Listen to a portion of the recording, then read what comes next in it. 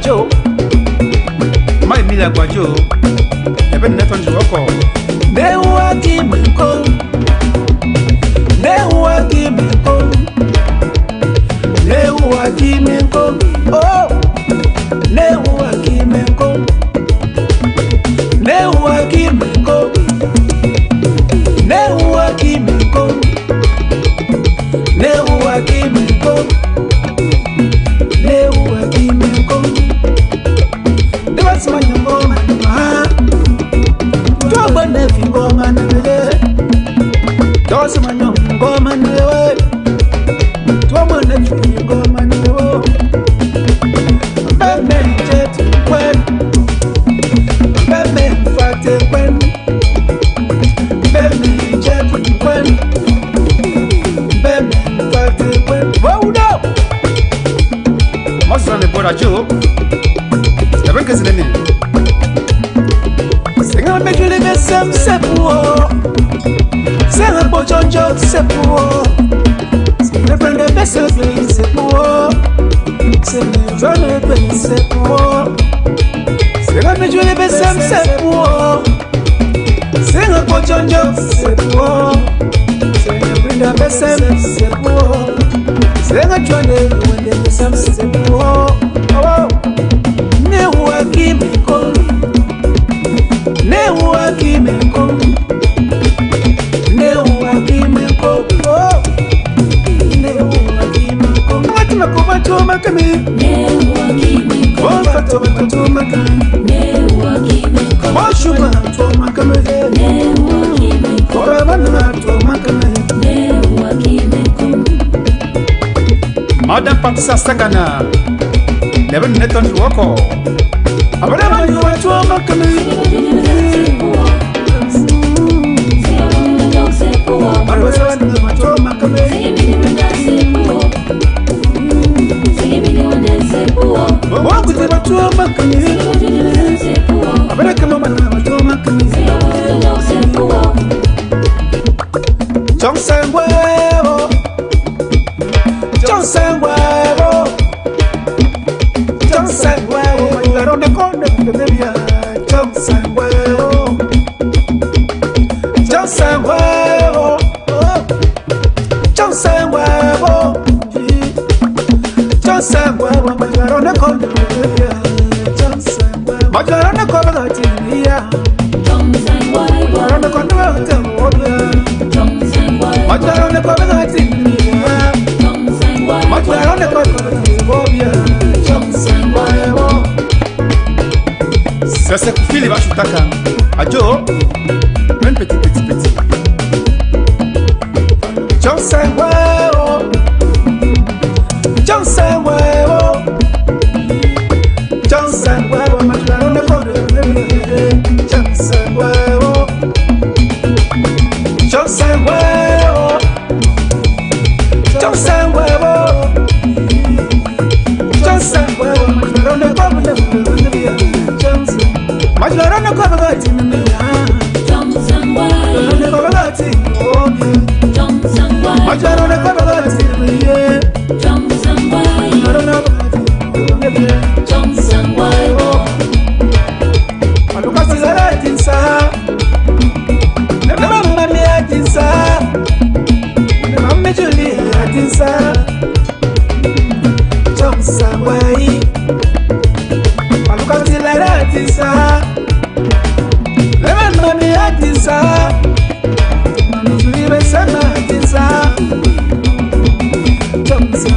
Ajaro le kone bebe nebia.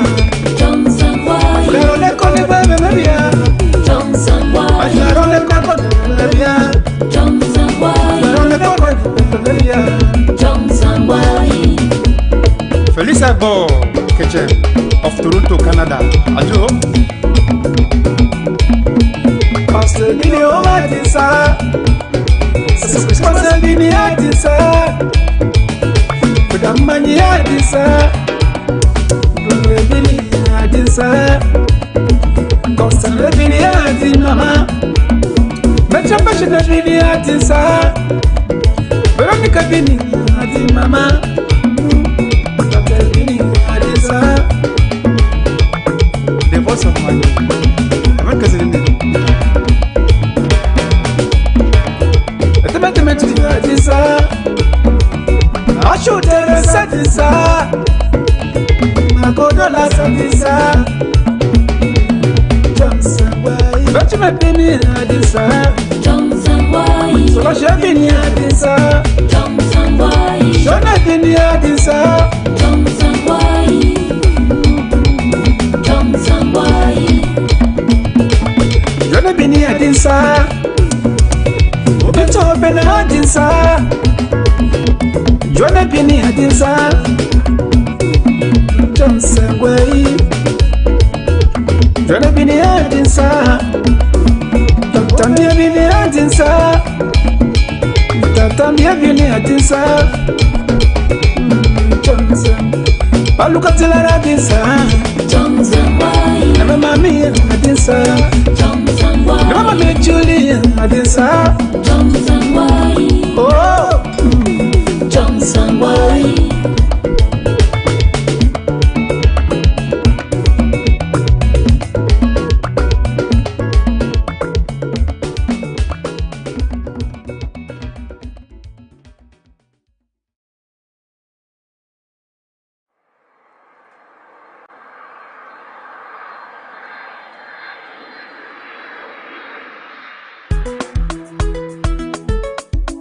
Mr. Suna Rafael and Evika Vivian Orok. Ha! Happy marriage. Oh no! Mahantu mango, eta mandema cheme. Acheme, aneme kongo, akimengo keno, akimengwe pengeria. Eti Evika u, Evika neme kongo. Evika, Evika. Mantu mango, eta mandema cheme. Acheme, aneme kongo, akimengo keno, akimengwe pengeria. Eti Evika u, Evika neme yabe. Membe mantu mango me, eta mandema cheme. Acheme, aneme kongo, akimengo keno, akimengwe pengeria. Eti Evika u, Evika neme kongo. Menevika, yekwetio. Hey, Evika, Evika. Sese ko John Tambe, Orok. May you are so rest in peace. Membe mantu mango me, eta mandema cheme. Acheme, aneme kongo, akimengo keno, akimengwe pengeria. Eti Evika u, Evika neme yabe. Amwa werepe, kanyenya kwene. Muna kevente, achinye chigavene cheke. Menang penta, ngiva megetria. Eti Evika u, Evika neme yabe. Ekongo ye kime, ekime. Ekongo ye kingemea, ekinemea. Ekongo ye kime, ekime. Ekongo ye kingemea, ekineme. Ashi Nsakaniwa. Ha. Evika. Mrs. Orok Eberesia, USA. Mankanawa. Seseko Joseph Mbu, my old man. Ha. Man of the people. Oh no. Evika. Evika. Beangwa werepe kanyenya kwene. Muna kevente achinye chigavene cheke. Menang penta ngiva megetria. Eti Evika u, Evika neme yabe.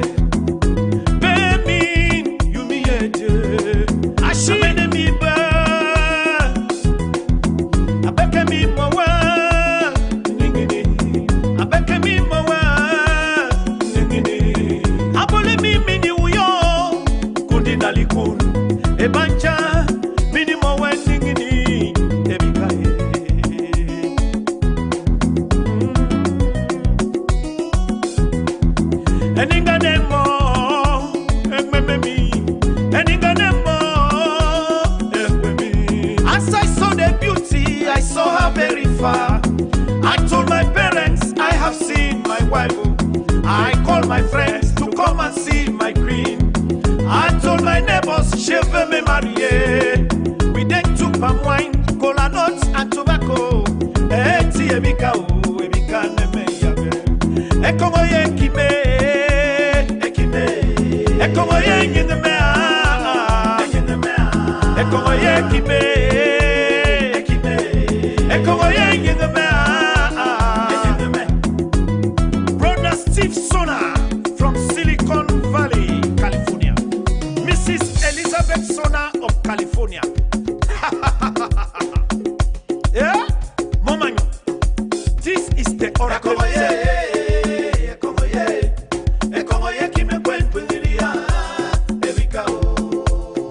Etando Momanyo the governor.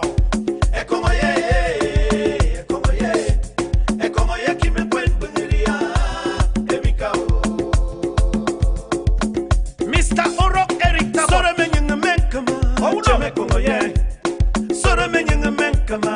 Cheme mandu ekongo ye kime kwen bengiria. Ebika o. Sister Magdalene Sona of Tiko, Cameroon. Membe sore menyeng menkama.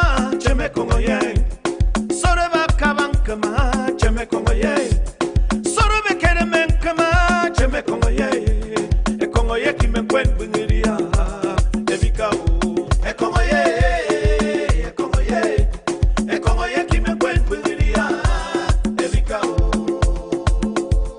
Dr. Oro Kingsley Jang of USA. Oh no! And you need a man the macho, a Congo come. And you never the Maoko way, a Congo come.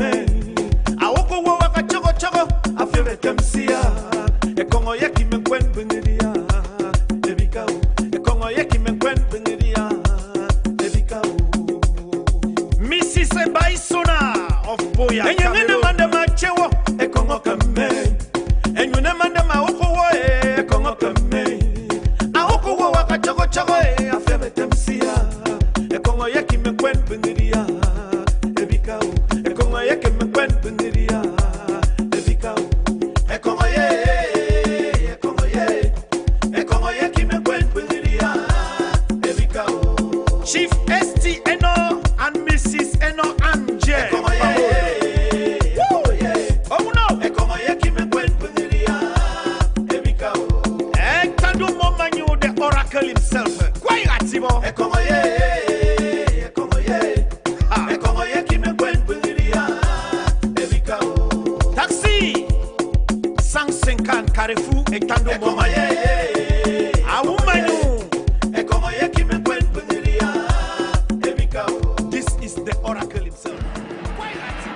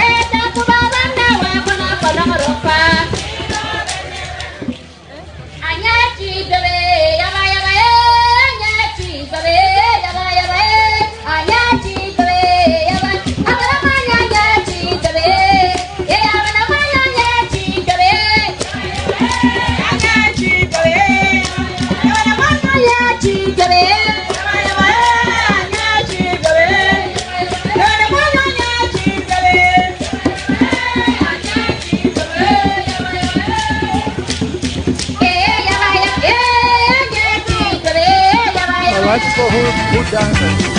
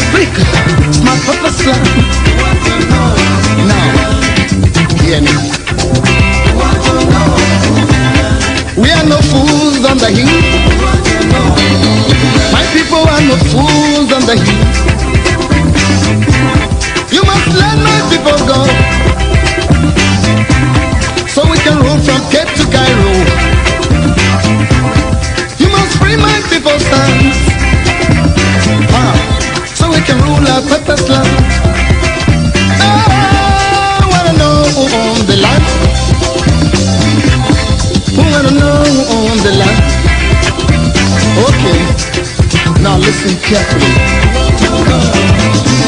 Chinese are ruling the Chinese land. Japan is ruled by Japanese. England is governed by Englishmen. America is governed by Americans. So, Africa must be ruled by Africans. I wanna know the land. We must rule from Cape to Cairo. We must rule our purpose land. I say, we want to know who owns the land. I want to know who owns the land. Aslan, hey, Papa Aslan, Papa Aslan, Papa Aslan. We must be free. Angola want to know who owns the land. Mozambique want to know who owns the land. Namibia want to know who owns the land. I say, Soweto want to know who owns the land. Zimbabwe want to know who owns the land. African freedom fighters want to know who owns the land. Papa Slam. Now listen to the history. We've been here since creation. We've been here since creation. What else do I know? Since the time of sun and sand. Since the time of moon and stars. Since the time of air and sea. Since the time of men and things. We must run from Cape to Cairo. I said, we must rule our purpose land. Purpose land. Oh!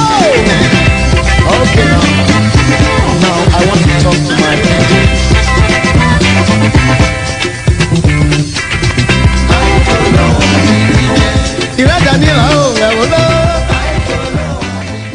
Good evening, ladies and gentlemen. Yes, indeed, we want to know who owns the land. We want to know who owns Ambazonia land. Of course, we know who owns the land. Ambazonians know who owns who owns the land. But the question goes to La République du Cameroon and the international community, not to us Ambazonians.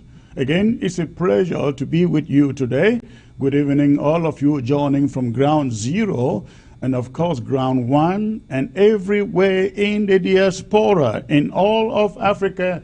And I'd like also to welcome all of you viewers joining me from across Africa, talking about Sierra Leone, Liberia, Angola, Gabon, Equatorial Guinea, Mali, and everywhere, of course, Nigeria. Thank you for tuning in to ABC. Again, this is going to be one of those exciting broadcasts. And I'm going to be talking about, I'm going to be presenting to you a very special message, ladies and gentlemen, concerning our struggle, the Ambazonian struggle, the struggle for independence and freedom for the people of the Southern Cameroons, former British Southern Cameroons, now called the Federal Republic of Ambazonia. Again, I welcome all of you. It is going to be very, very exciting. Please, I'd like you to stay tuned. Do not go anywhere. I will be right back.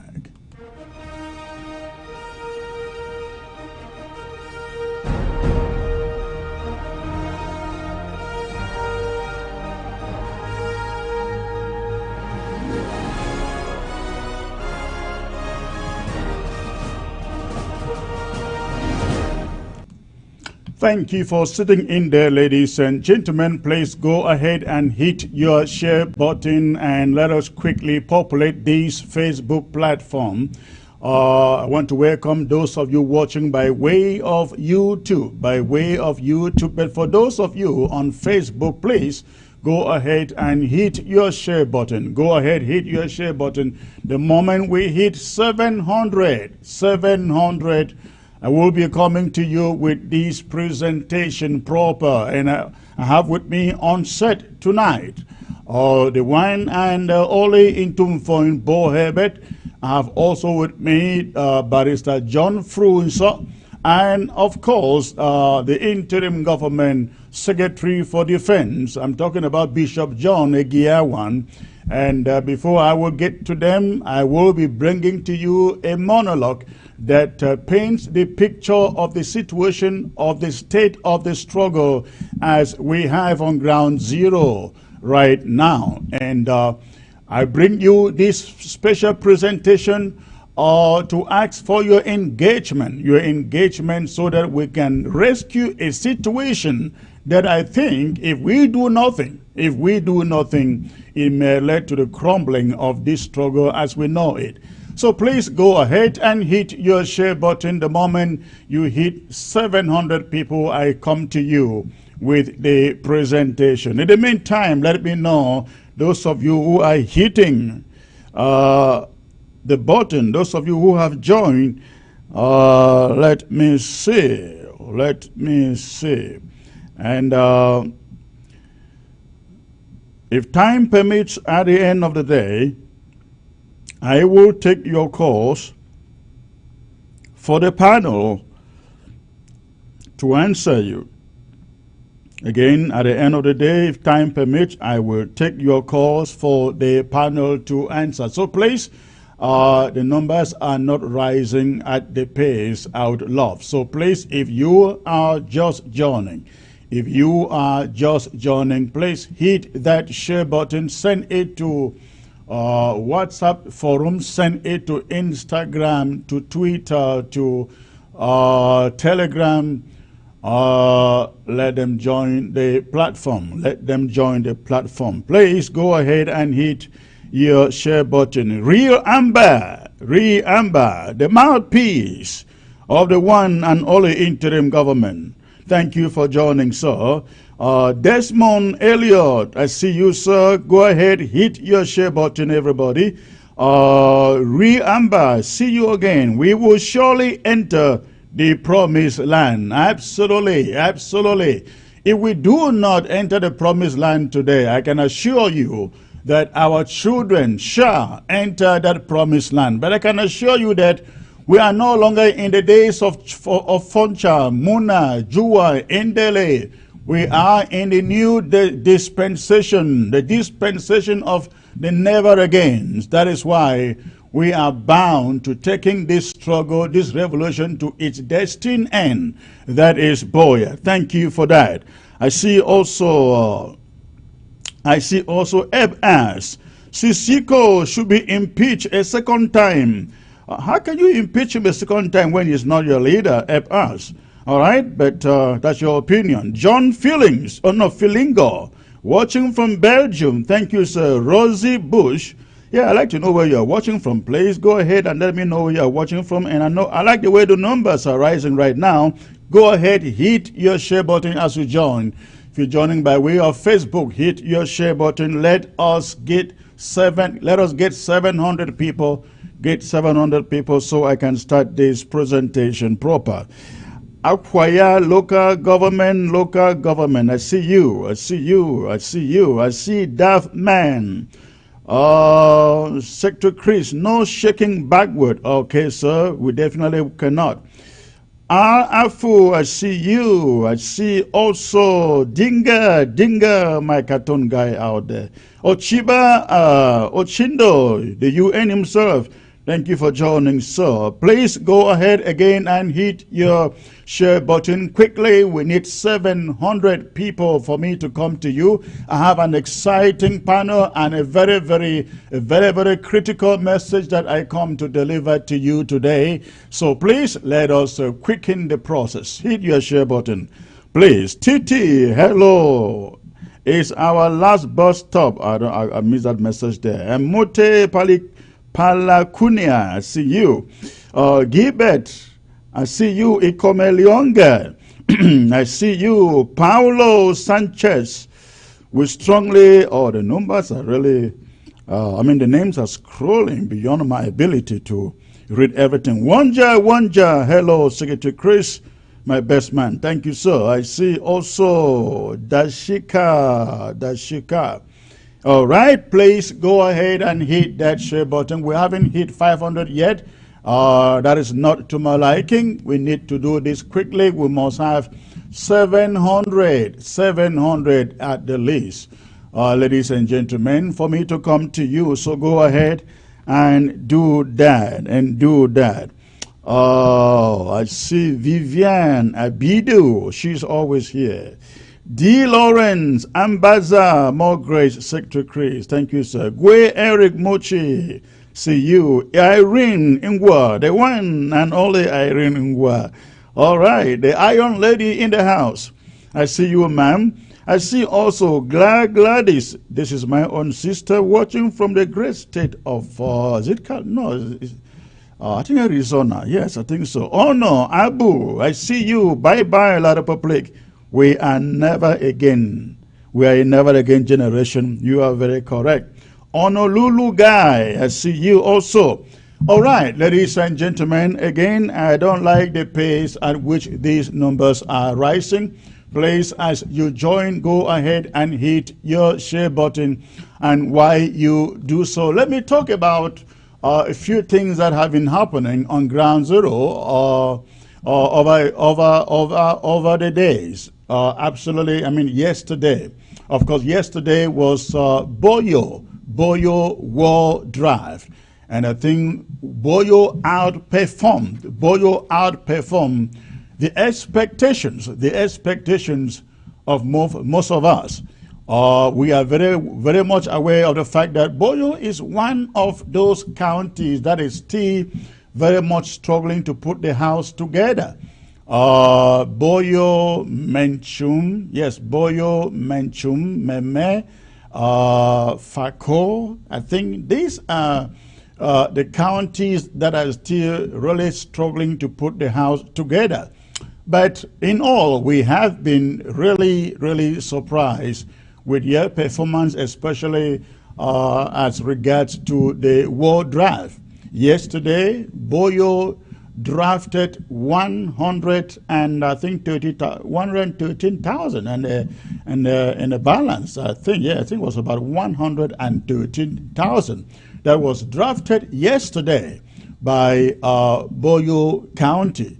That was another message sent out to La République du Cameroon, telling them that Boyo will not be left out in this struggle to free Ambazonia from the fangs of La République du Cameroon. That was a lot of money, ladies and gentlemen, a lot of money.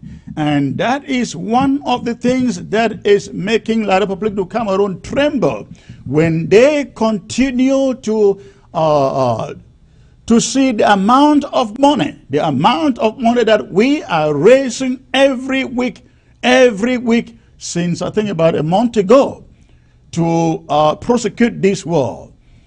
That is the reason they are rushing, calling for a ceasefire. Where we do not raise money to rush ahead to call for a ceasefire. We will use that money to prosecute this struggle, prosecute this revolution.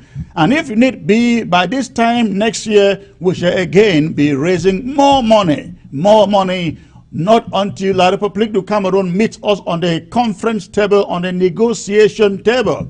No ceasefire to a war that we didn't ask for. They asked for war. If they want a ceasefire, they know what to do. They should withdraw their troops, shut down their camps in our territory. Get back to their own territory. And our boys, we have nobody to fight against. Absolutely, that will be a natural ceasefire. So, ladies and gentlemen, that is what Boyo did yesterday. $113,000 to defend that county. And I know Boyo happened to be one of those strangleholds of La République du Cameroon. I think they got some, because that is the home. That is the home of what is his name again? The former prime minister, the bald hair guy. The name is running off my head. But Boyo, Donga Mantung, Fako, these are some of the strongholds of the CPDM, La République du Cameroon government officials in Ambazonia. But we thank God that in all the fundraisings, in all the drafts, these counties are proving to La République du Cameroon that there are no permanent allies. When it comes to war, when it comes to issues of freedom and justice, there are no permanent allies. Thank you, Boyo. The next stop is K-Town, Meme County, of course. When you say Meme, you are referring to K-Town. K-Town is a real deal. K-Town should be able and ready to give us draft at least $200,000. Ladies and gentlemen, when it comes to all of Ambazonia, when you talk in terms of size, you're talking about, in terms of population, I think you're talking about Bamenda first, and then Kumba second. These are the two largest towns or cities in terms of population in all of Ambazonia, Bamenda and Kumba. So Kumba is the next turn. So please, we are hoping that our Meme comrades will put on a good draft. Kumba no fit take last. I think when I know that. Kumba no fit take last. During the national launch of the world draft, Kumba came up only with $2,000. $2,000. Why small counties like the BLM were drafting, I think, about $20,000. Kumba, you have a challenge. Meme, you have a challenge. Everybody from K-Town, you've got a challenge coming up on Sunday. You've got to draft at least $200,000 to keep the pride of everybody coming out of K-Town. So please, ladies and gentlemen, that is what happened yesterday. I'm talking about Boyo's draft. Now, we have also learned from Ground Zero that the mayor of Misaje and the DO for that county, I don't know why, is a colonial senior divisional officer or the colonial divisional officer. One of them was picked up yesterday. We are still to get details of what happened. We don't know who picked them up yet. but we are investigating what happened to them. You will all recall that we already have banned every mayor, every colonial officer, every colonial administrator having authority in any of our territories. And so we hope that what happened yesterday sends a message to all other colonial mayors and DOs that we really don't want them. We really don't want them. They are not wanted in any part of Ambazonia. All right, they are usurping themselves the authority on Ambazonia, and that we don't want them. In the meantime, we will bring you details when we find out exactly what happened to them. We've also learned of killings in Pinyin, the killing of civilians and many more civilians, hundreds of civilians leaving their homes into the bushes. Unfortunately, I couldn't bring you those photographs here. There was no time for that. But we've seen the photos of people in Pinyin deserting their homes and queuing up to unknown destinations with their children tied behind their backs. It's a pathetic sight to see, ladies and gentlemen. And that is the more reason why, listen, we cannot give up on this fight. We cannot give up on this fight. Not with what we see, not with the pain that we see on our people on ground zero. They are joining hundreds of thousands of others who are already displaced. Some of them will be moving over to refugee camps, wherever we'll have to find out later. But again, these should stir us. These should stir us to never, never, ever want to give up on this struggle. Not until we have achieved our goal, ladies and gentlemen. All right. Ghost Town. Today was Ghost Town. And we realize that up in Fako, particularly Boya, the colonial mayor and the colonial DO walked to the streets again, and they were sealing people's shops and forcing some to open the shops. Last week, we gave the colonial mayor and the DO a warning. We thought they would desist from that exercise. Apparently, they did not. They continued today to seal shops in Boya and forcefully get some to open. Do not be ignorant. We are not ignorant of what they are trying to do, and we are not seated here folding our hands, expecting them to go out every week to force open people's shops. As I promised last week, ladies and gentlemen, if they think for now that they are invincible, let them remember. Let them remember it is the same thought, the same line of thought that Patrick Ekema had. He thought he was invincible, not until he was eradicated one morning. So again, I send a message to the colonial DO and mayor for Boya, Tiko, Mutengene, that, as they say, 99 days for a thief, one day for the owner. We will get you, sir. We will get you as you continue in this exercise to lock up people's shops in the midst of trials, in the midst of pain. People who are already going through so much, you're adding to their pain by sealing up their shops. Why must they open their shops, sirs, if they choose not to? It is their business. It is not yours. I don't think even La Republic is a communist country where they have to decide when people open and not open their shops. So you have no right, absolutely no right. Nobody has any right to seal a single shop anywhere in Ambazonia. Ambazonia isn't a communist country. So we are watching you, and I can assure you from here that you will pay for what you are doing out there. All right, ladies and gentlemen, without taking any more of your time, I will bring to you the presentation the presentation that I have for you today. And while I go about the presentation, please continue to hit your share button. Continue to hit your share button as I bring you this presentation. This is a very, very, very crucial and critical presentation, and I would love every one of you to give me your ears and your attention. It is very, very, very, very important. Very, very important, ladies and gentlemen, fellow Ambazonians. In the words of Mayor Angelo, and I quote, "History, despite its wrenching pain, cannot be unlived, but if faced with courage, need not be lived again." The wrenching pain of our history almost always leave us with sleepless nights.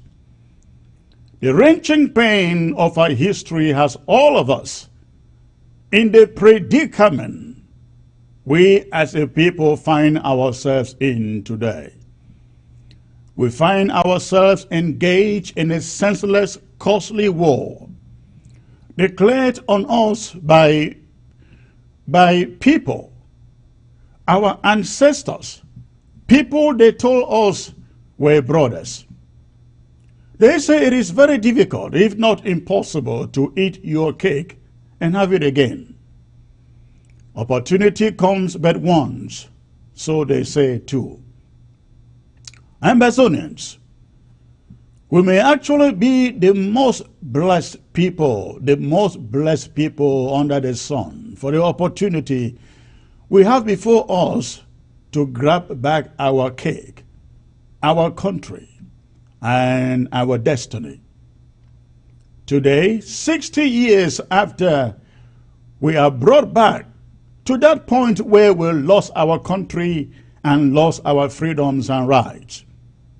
60 years ago today, something happened that sealed our fate to La République du Cameroon.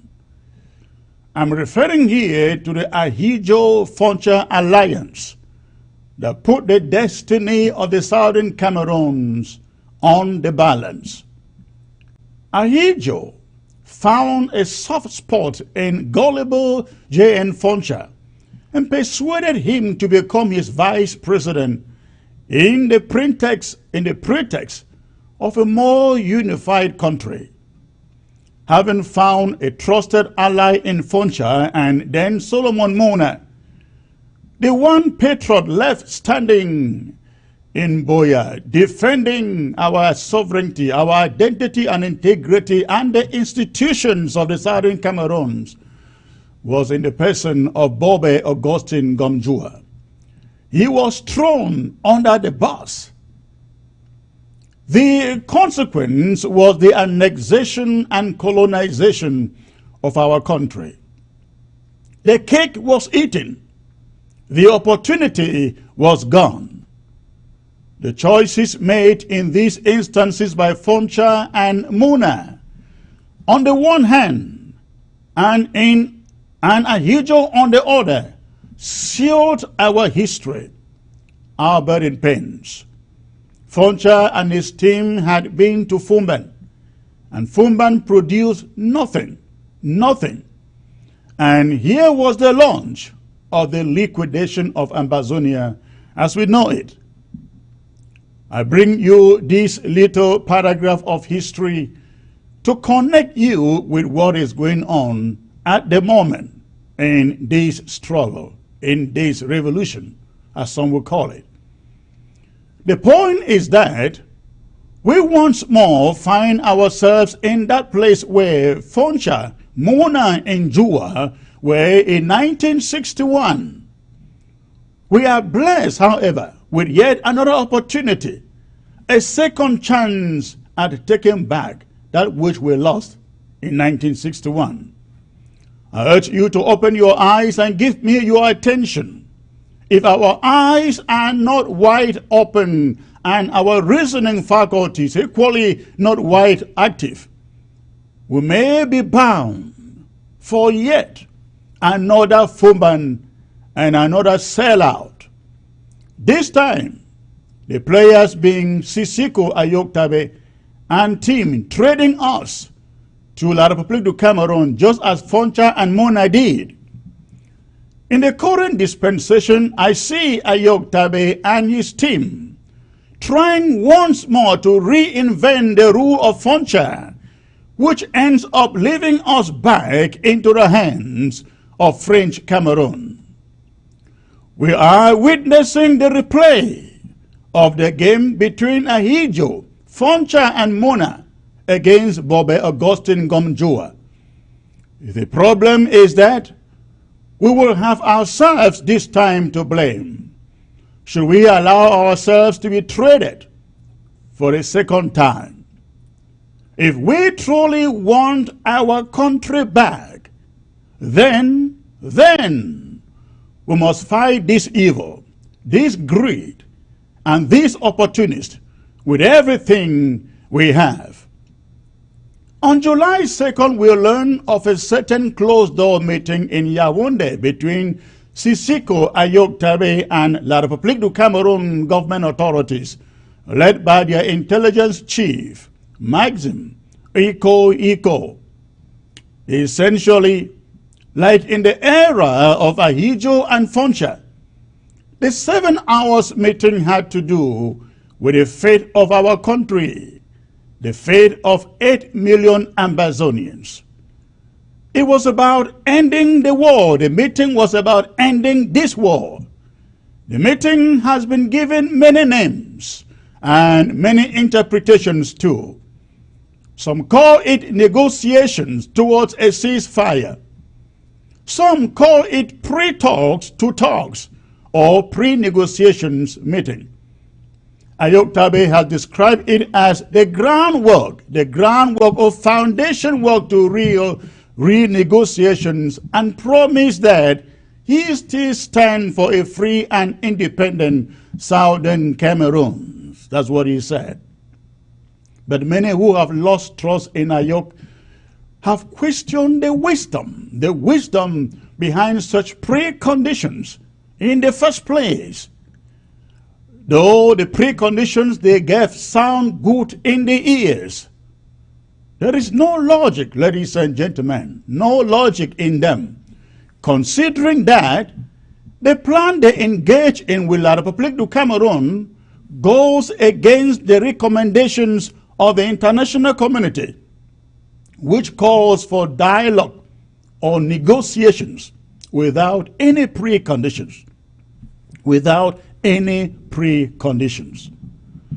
This presupposes that, be it a ceasefire or release of prisoners, everything ought to form part of the bigger picture, the negotiations that bring both parties to the table to discuss an enduring solution to the entire conflict.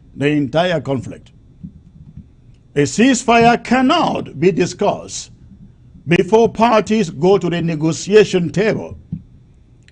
Ayoktabe and company understand this. They understand that there should be no preconditions to any talks at all. But they choose to engage in it anyways. He wants to be the one. He wants to be seen to be the one. Or you want to be seen to be the one negotiating, even if it means selling us all once more to La République du Cameroon. But here is the problem in what Ayoktabe and his company are engaged in. And it didn't start recently, it didn't start today. This plot has been in the works ever since he was made president of the interim government of Ambazonia. We recall that the Nera 12 meeting was part of the plan that we see today. Remember that the Nera meeting was meant to be a negotiation, and it was all going to be between Ayoktabe and La République du Cameroon agents who flew into Abuja from Cameroon, not even members of his own cabinet in that botched negotiation plan or meeting had an idea about it. It was all about Ayok Tabe and few others. By abducting them to Yaoundé, instead, La République du Cameroon hoped that they would torment them to submission and to compromise, which is what we see now. Thanks to the Tassang Wilfred among them, La République du Cameroon didn't immediately succeed to compromise them on arrival in Yaoundé, but once Maurice Kamto became their prison maid and touting credentials of president-elect waiting to be handed over power by the French, he was able to convince Sisiko that they can work together to forge a new Cameroon. A new Cameroon. However, La République du Cameroon frustrated Kamto's aspirations, and why he has come to the reality that he may never be president of La République du Cameroon, La République took over his playbook and began wooing Sisiko to its camp. Sisiko fell for it, albeit not ignorantly. Each time they picked him up for a meeting, he will come out and lie about it. Remember the late night meeting from which Sisiko said they were invited to explain why their appeal didn't take place? Since when did La République started inviting prisoners to tell them why their appeals didn't take place? Sisiko lied to us. We now know that was exactly when the pre-talks so-called started. That was when they started discussing with La République du Cameroon how to end the conflict without any international mediators. The meeting of July 2nd was only a build-up on that first meeting. But let me state this without any equivocation here. Sisiko and his team are human beings and deserve just the same right to meet and talk with any person or any group of persons they want to.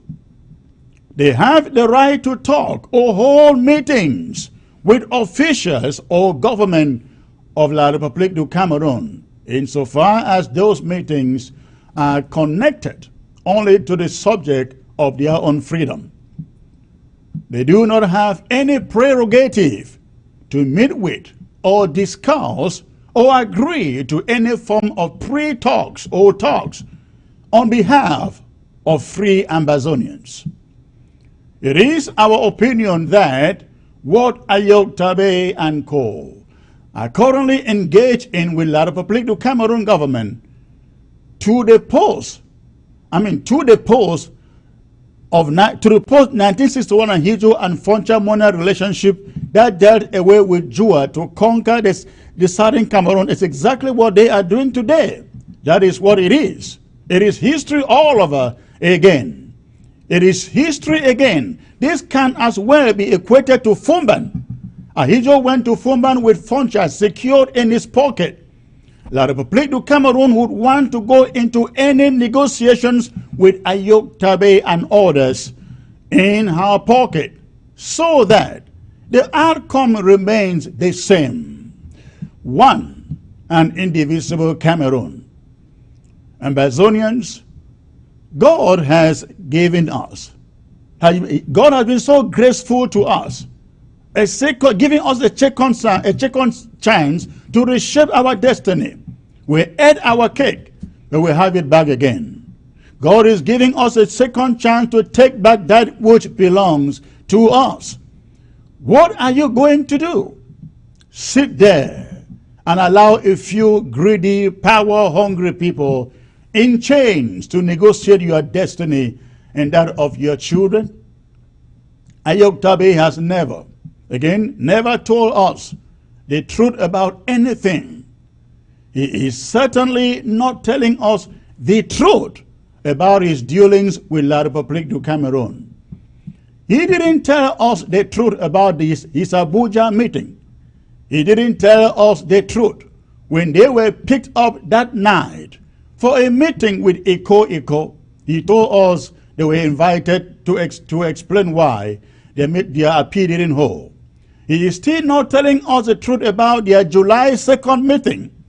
And that is why their communication minister could come out the following day to debunk the subject of that meeting. The truth about the July 2nd meeting is that they were negotiating, understand the word, they were negotiating peace with La République du Cameroon. They are negotiating an end to the war, an end to the conflict with La République du Cameroon. Ayok is saying that than for anyone else to lead this thing, he better spoil it for everyone. Calling for a ceasefire, that means you have called for an end to the war, albeit without an internationally negotiated settlement.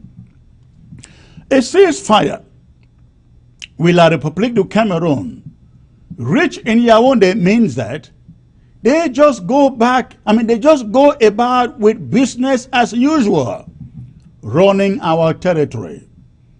A ceasefire with La République du Cameroon without international mediator means that the secret police and gendarmes will just continue to go about with killings as usual in our territory.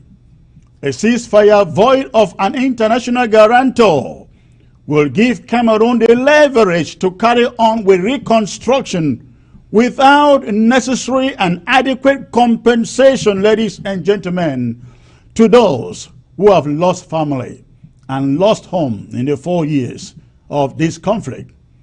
A ceasefire in Yaoundé and with Yaoundé exclusively will mean that we fought and sacrificed our families and our homes and the education of our children for nothing. Absolutely nothing. Ladies and gentlemen, is this what we want? Is this what you want? Is this what people have died for the past 4 years? Let me paint the picture of what is going on to you to understand. Ayok Tabe is about becoming this generation's Funcha and ST Mona if he is not stopped. Again, if he is not stopped. He is about to sell us a second time. If all of you out there do not rise up vehemently and become vocal against what he is negotiating. Ayok Tabe wants us to believe that he is merely engaged in some pre-talks with La République du Cameroon. If that is indeed the case, why is he building coalitions home and abroad? And if he is not like Foncha and Mona trying to sell us back to La République du Cameroon, why? Why is his coalition made up of mainly one Cameroon advocate and federalists masquerading as restorationists? Why is he forming an army on ground zero? For the record, these are the people behind Ayok Tabe's coalition. They are people you know, and they are no friends, no advocates for an independent Southern Cameroon. They are the ones who are on record to have opposed, ladies and gentlemen, opposed the genuine dialogue initiative called for by the international community for Switzerland. Every ally of Ayok Tabe is against the Swiss dialogue. They are the ones who keep on trying to sell a non-existent dialogue initiative by the Americans. The Americans have said they are not ready to mediate between the two parties anytime soon. They have endorsed the Swiss dialogue, and they are referring all parties to it. If you doubt me, go and read the tweet of Secretary Thibault Nage yesterday, and you will get an idea what America is saying. Ayok Tabe's allies are Cho Ayaba, Neba Fontem, Aya Paul, John Ba Akuro, David Makongo, Agbo Bala, the famous South African cabal, and compromise activists like Nicolas Santos, Yusuf Foncha, and you can name more. Now tell me, do these names mean anything to you? Do you consider them as fighting or standing for a free and independent Southern Cameroon by virtue of their actions and utterances? Ayok Tabe is passing through these people, ladies and gentlemen, and plotting to set up an army of his own on ground zero. Right now, they are making phone calls to the restoration forces, the generals on the ground, coercing them to join forces with him, supposedly to fight La République du Cameroon. That is not their mission, ladies and gentlemen. This is their mission. Their mission is to fragment and handicap the fighting ability of the interim government, so that by the time they reach a permanent agreement or settlement with La République du Cameroon, they would have put together a visible army, which will then lay down their arms once Ayok Tabe says he has reached a deal with La République du Cameroon. The mission is to liquidate the fighting ability, the ability of the interim government to defend Ambazonia, and it will give Ayok Tabe the urge, his coalition, to negotiate exclusively and unilaterally for an end to the conflict with La République du Cameroon and in Yaoundé.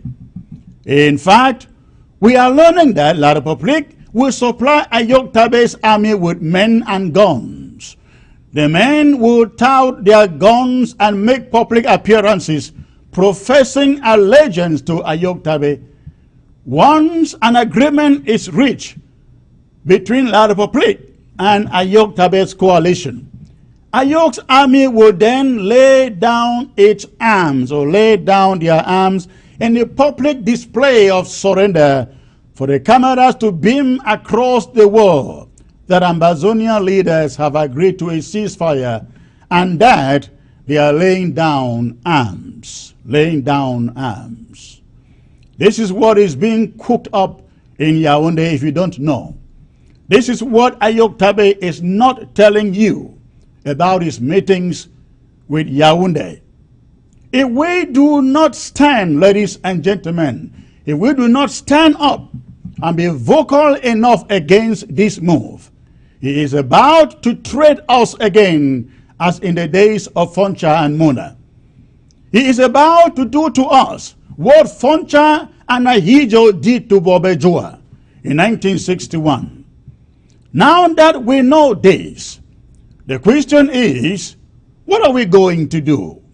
What are you going to do? Your voice must be heard even louder against this. Let me address specifically ground zero here. If anyone has died in this war, ladies and gentlemen, it has been on ground zero. If any child has not been to school in the duration of this war, it has been on ground zero. If any homes and infrastructures have been razed in this war, it has been on ground zero. If anyone is living in refugee and displaced camps, they are from ground zero. If we allow Sisiko secretly negotiate anything other than independence, it is ground zero that suffers the consequences. If we refuse to go for international mediation, it is ground zero that suffers. If we allow Ayok Tabe to unilaterally negotiate with French Cameroon, your families on the ground and in the bushes will never be compensated for the damages. Your killed family members will never be compensated. The refugees may never return home because La République du Cameroon will hunt them and kill them. If we allow Ayok Tabe to negotiate with La République du Cameroon, in the aftermath of that, our territory will be drenched in military camps everywhere. And never again shall you be able to raise your voice against injustice in that country. In 20 years, French shall become the official language in the southern Cameroons. Most southern Cameroonians shall never be allowed to own land and property in their own territory. These are the dangers, ladies and gentlemen, of what lies ahead. Ground zero, to take particular note. To all our Amazonian restoration forces out there on ground zero, let me speak to you briefly. You cannot sell out your consciences. Nobody recruited you to pick up arms to fight the injustice from La République du Cameroon. You saw the annexation, you saw the colonization and the marginalization of our people, and got inspired by it to take up arms, to defend them, and to defend your own freedoms. In the course of defending them, many of your brothers in arms have paid the ultimate price. They have been killed. Some of them, like in Bali, were killed in a very brutal manner. They were locked up in the room, and chemicals poured into the room, and they smoked it to death. As if that wasn't all or enough, their remains were burnt just to cover up evidence. Remember Pinyin too. Remember Teke, Ekona, Batibo, and you can name more. If you surrender now or get compromised, won't your brothers have died for nothing? Think of General Biabia. Think of General Amigo. Think of General Chacha. Think of General Ivo. And the list goes on and on. We have no idea when this war will be over. But let me assure you that it is worth fighting and it is worth dying for. You should refuse to be bought over only to be asked to lay down your arms a slave to French Cameroon. Refuse to answer phone calls from allies of La République du Cameroon. Refuse to lay down your arms until the interim government tells you it is time to do so. And above all, refuse to lay down your arms for anything short of total independence for the southern Cameroons and Amazonia. Make up your heart, make up your minds to be that last man standing if it becomes necessary. We don't have to relive our history, ladies and gentlemen. It is a history of pain. Rather, let's face it with courage. We will change what was done if we face the history with courage and with perseverance. Never forget that ours is the never again generation. We have an opportunity to rewrite the wrongs done to us 60 years ago. Let's act differently this time and avoid the pain, the mistake that our ancestors made. And ladies and gentlemen, that was the monologue. I will now get my panelists to join me. I am joined here today by Intumfoin Bo Herbert, Bishop John Egiawan, and Barrister John Fru. So, Barrister John, good to have you again, sir. Thank you, Chris. Thank you for having me. All right. Bishop John, it's a privilege to have you again, sir. Thank you, Secretary Chris.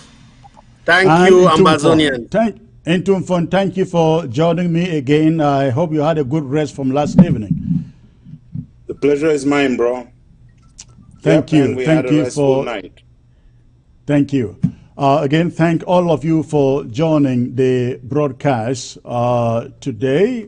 These are very serious issues happening at a critical moment in this struggle. Bishop John, let me start with you because I have touched on the effort to penetrate our restoration forces on the ground by the Kondenge coalition out there that is about to sabotage this struggle. What do you know about this effort to sabotage or to buy over, essentially, our restoration forces on the ground who have taken us this far in this struggle, sir? What do you know?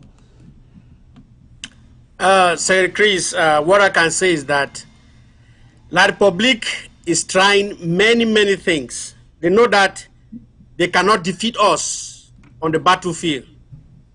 We are the masters of the land. La Republique has tried and they have failed. They know that they cannot defeat us legally. We have our legal minds and all our fathers who have been ahead of us. They have made it impossible for La Republique to defeat us with all previous legal battles that were won. Now, the only way La Republique have seen that they can defeat us is to sow some seed of discord among us, to use money. You know about the UNDP money that went out, about 60,000 or 70,000 70 million US dollars. Right. That money was not for any reconstruction of Ambazonia. That money was to buy the conscience of people in Ambazonia. That money was to buy the conscience of pastors, of priests, was to buy the conscience of religious leaders, was to buy the conscience of community organization, community association, was to buy the conscience of some fighters or commanders who can be easily bought. That's what they did with that money, and that's what they have been doing. And we know that some so-called militia groups have fallen into the same, fallen into the trap of La Republique. You have listed that Siseko, Ayok Tabe has joined forces with some elements like the ADF, like the AMF. We know that these are people who do not stand for this revolution, but they stand for themselves. These are people who go around and order the fighters that are loyal to them to be terrorizing people and collecting money.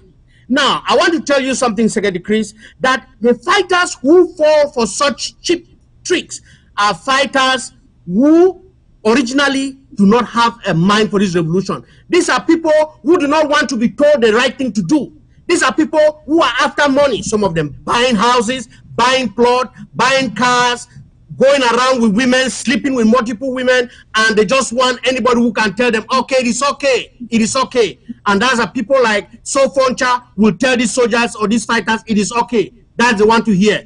But the fighters who are the Ambazonia Restoration Forces are those who have submitted themselves to this interim government and have submitted themselves to international standards. They have submitted themselves to human rights laws, to the respect of human rights laws. So these are the people that are fighting for Ambazonia. But like I said, this is all what Siseko and all La Republique have done now to go after these elites who are hungry, greedy people in the society who are greedy, and they seem to think that they are winning this battle. But I want to tell you, Senator Chris, in the face of freedom, freedom always prevails.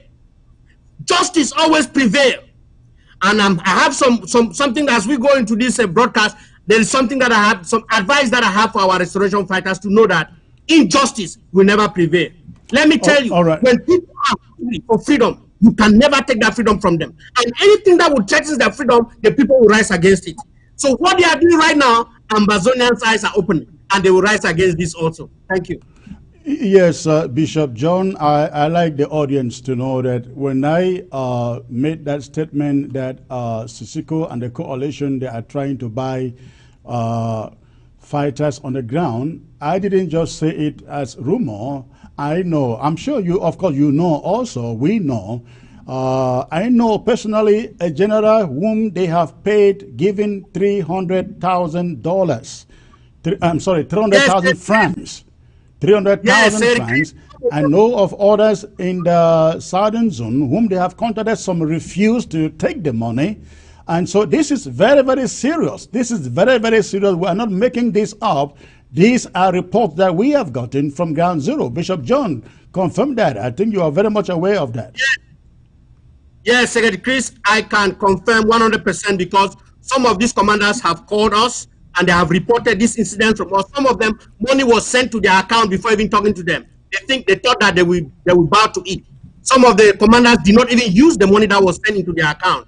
They all called us. They have been calling our commanders on the ground, trying to buy their conscience. But the weak ones, some weak ones have succumbed.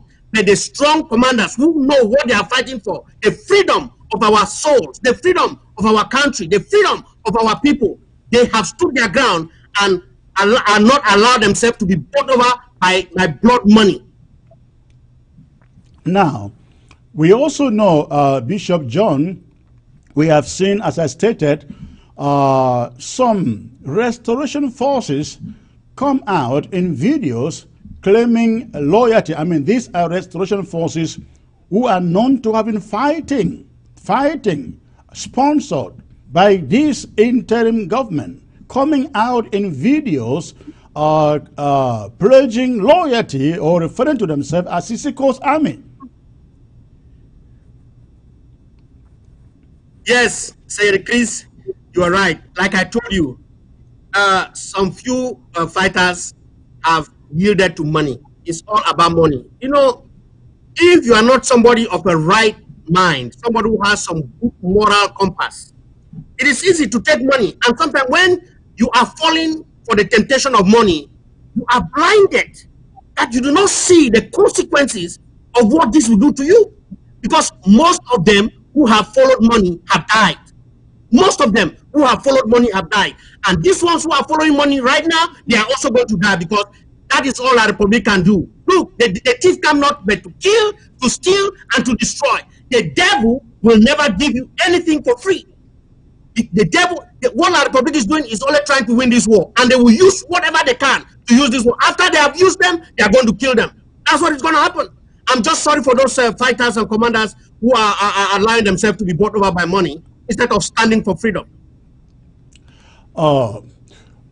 In point, I have equated what Sisiko and his team are trying to do to what happened in 1961 between Foncha, Mona, and of course against Jua.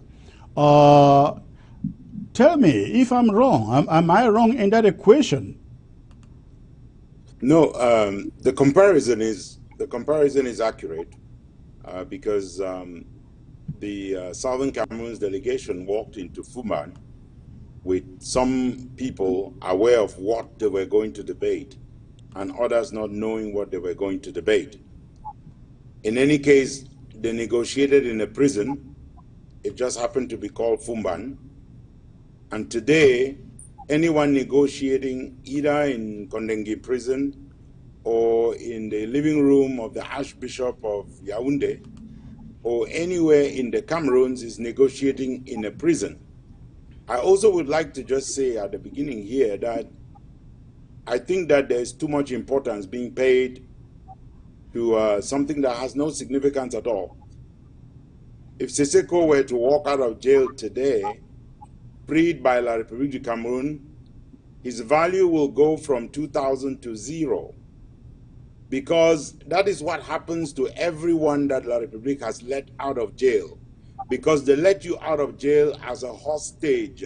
You can go and ask Neba Fontem, you can go and ask Agbo Bala. They don't have a word to say. And in any case, the people of Ambazonia are appropriately advised with respect to the fact that nothing good will ever come of any union with anyone. And in any case, the people of Ambazonia are not asking the world or asking La République for something that La République has the powers to give us or that Siseko can obtain for us. We are asking the world to return to the people of Ambazonia a stolen state. And it is not going to be a deal done by one man or by several other people, because the negotiation could also happen with people who are outside of La République. Even that negotiation, if it surrenders Southern Cameroons, if it settles for less than independence, it will be null and void, and our people will fight on. So I don't think that there's much time to waste with respect to trying to give a high profile to something that is happening. I have said very clearly, everybody who is in jail should please feel very free to negotiate for their freedom. They need their freedom. They should try as much as possible to get it. They should also know that we are supporting them from outside. But they should not negotiate for any other thing, because any other thing is beyond their mandate, is beyond their capacity to negotiate. They have also tried to tell the people of Ambazonia that these negotiations will happen with people who live in the Cameroons. That is not possible, because those people, is not because they don't have the capacity to deal with the issue. It is because Mr. Biya still has a gun to your head if you live there. So we have an internationally mediated process. It is supported by the international community. Mr. Biya is running away from it because he doesn't have an argument to put on the table. And it is very clear that if Mr. Biya, contrary to what some have said, if he believed that coming to Switzerland will give him a slam dunk, that he would just come and win, he would have been there ever since.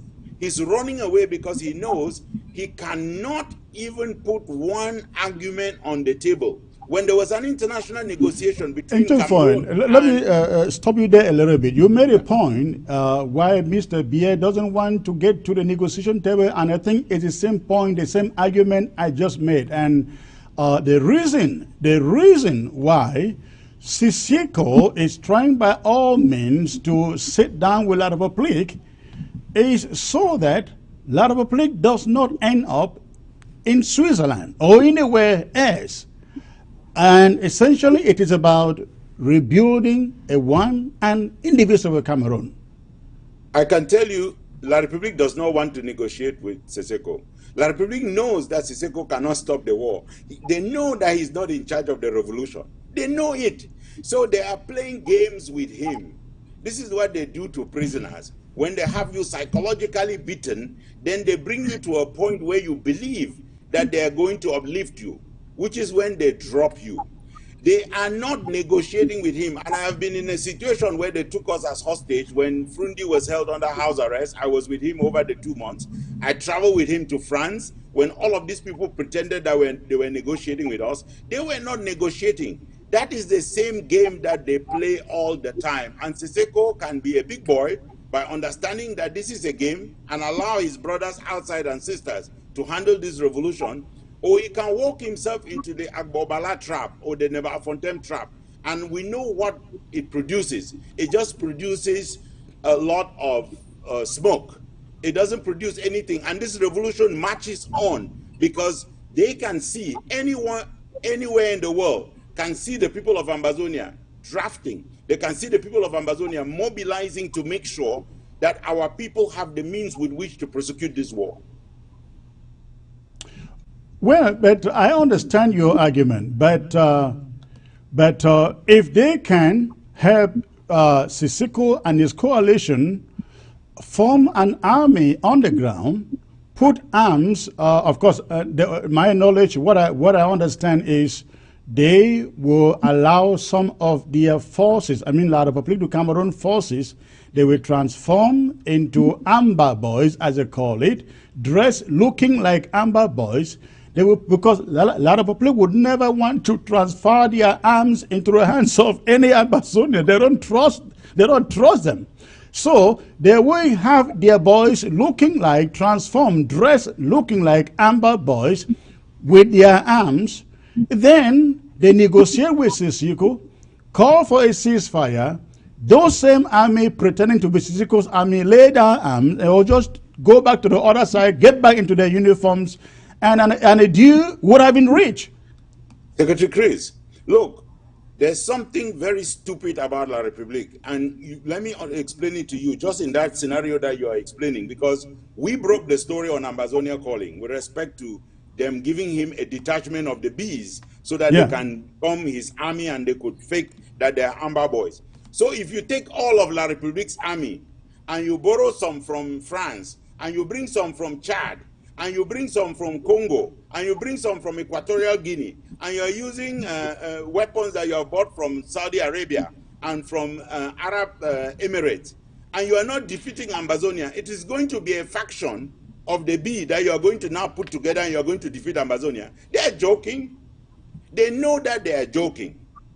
And they know that there is nothing for them to do. And Siseko, if he plays that game, he will be playing the wrong game. My brother Siseko, the job you have to do is to tell these people that you will walk out of jail to go to a free Ambazonia. You are not one of their citizens. You should not be negotiating anything with them. You don't hold their nationality. They have no right to hold any law against you, because from the moment that you denounce their nationality, their own law tells them that you lost that nationality immediately. So they have no right to impose any of their laws on you. You are not a citizen of their country. Barrister John, let me turn to you. I have stated that Siseko has never told us the truth. He has never told us the truth from day number one that he got into this trouble. Be it Nera, be it the meetings in Kondenge, he never tells us the truth. Nera was supposed to be about some negotiations with agents coming from French Cameroon, and the same guy, Iko, was in the middle of this. Then you remember the meeting in which they were picked up late in the evening, and they went and hung out for about 6 hours. They came back and they asked Siseko, hey, what was this meeting about? And Siseko said, they invited us to tell us why our appeal did not come up. Now, in this other meeting of July the 2nd, Siseko comes out and tells us about their meeting, the 4 points, but the following day, their communications minister comes out and says, no, that wasn't the real subject of this meeting. When are we going to hear the truth coming out from these guys? Secretary Chris, thank you very much. I saw this coming. A year ago, I declared that Siseko was compromised by La République of Cameroon. And for the 10 months plus that I spent with him as his lead counsel, I tried to find out what they were doing in Nera Hotel. And Siseko, in his usual style, dismissed me outrightly and said, how does that help my situation now? You say, Chris, I also said I went to Nigeria to do the cases, to do the case for them, along with my senior colleague, Barrister Femi Falana, and Oru, my junior colleague Oru, from Nigeria. And while in Nigeria in one of my trips, I was taken up by two Nigerian lawyers, and they told me something that I have been keeping, but I will just give you only two words. It had to do with negotiations and money. And it was a setup. Are you saying that is what Falana told you? No, not Falana. Okay. Some Nigerian lawyers who knew me took me out for lunch. It was about negotiations and money to change hands. And you remember that at Milan, when questioned, he said the matter was too delicate to talk about, was too confidential to talk about. Right. Siseko has never told us what he was doing in Nera Hotel. First point. Second point, like you rightly said, I did declare that Siseko was talking to Ayono Bondo and Kamto. Right. Even though, I mean, a good part of Ambazonians from Manu took me for an enemy. They wanted my head. But today, The whole story is developing. Look, the first fool is not a fool, but the second fool is an absolute fool. Sissoko was set up in Nera Hotel because of his love for negotiations and money. And he didn't learn a lesson when you picked him up. Now he went to prison with 9 of our most cherished compatriots. And they lured him into a meeting, and he came and lied that it was about adjournment. Adjournments are never given in secret. Adjournments are given in open court, or they write and paste in prison and in all the notice boards in court, and inform your counsels of those adjournments. You don't have to come to prison and take out prisoners to go and tell them, oh, it is because we want to explain why you didn't go to court. No, no, he keeps lying. Look, they are setting him up like my friend and brother Bo Herbert is saying. They will finally eliminate him or deal with him if he continues the way he is going. I am advising him to cease and desist from this action. Because he's talking putting about the advice. Talking about advice, Barrister John. Yes. We observed that he went into these meetings. He has agreed that there were pre-talks, foundation meetings for proper negotiations. But he went into that meeting without a single member of his legal team. Let me tell you, assuming that we even endorse it. Let me tell you, Chris, a president that he pretends to be does not go to meetings with the enemy. He sends a team and they report to him. That's what it's supposed to be. But he went in. He offered himself. Just like he went to Naira and he was picked up. He's going out. The same Echo set up the meeting in Naira along with Atangachi and Rene Sadi. The same people are setting up these meetings for him to be meeting with them. That's why I say a first fool is a fool, but the second fool is a capital fool. Seseko is not as intelligent as some of us thought he was. He would have ceased and he should cease and desist from any meeting with La Republic of Cameroon because they are people that you cannot trust. They set you up for their own views. And let me tell you this. He is falling in the first meeting in Nera Hotel, the second meeting in Yaoundé, now the third meeting on the 2nd of July. Look, let me make this clear. Our fighters on the ground are a no-go area for Siseko. I have read a list of some people who have been recruited, they claim they have been recruited into what do they call it? AMF. And they have some of our cherished fighters like General Rambo, General Seven Kata, and RK in comp. I am flabbergasted. But let me tell you, we are in a revolution where our restoration forces must stay loyal and fight for the homeland. And if they find out that one of them is not staying loyal, you know what to do. I'm not going to teach you anything. This is a war, and this is a revolution. The Americans, when they were fighting in Vietnam, could not tolerate any American soldier looking the other way. They couldn't. Why should we? Why should we? I saw this coming, and Siseko is a capital fool. Let him keep on. He will end up very badly. Bishop John, thank you, Barrister John. Bishop John, let me get back to you.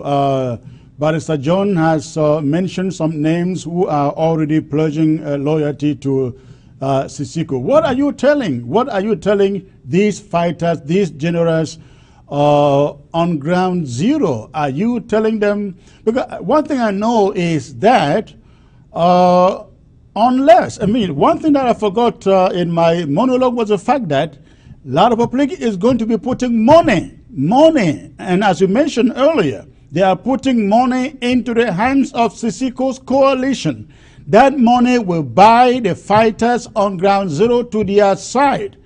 I guess our own fighters are asking waiting for the draft money. But I'd like to know what you are telling them on the ground. Secretary Chris, you know, freedom fighting is not something that you have to tell somebody to do. It's something that comes from the heart. Freedom is one of those things that anybody can give anything for. And the people of Ambazonia want freedom. And nothing will stop them from getting that freedom. Now, there are some people who do not understand what they are fighting for, and they do not understand the principle of freedom fighting.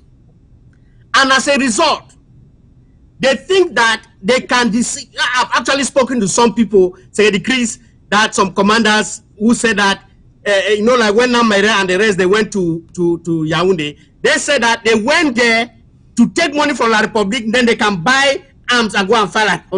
I said they were playing a very dangerous game. That's what some of these people are doing. You cannot go and take something from Satan to defeat Satan. You are selling your soul.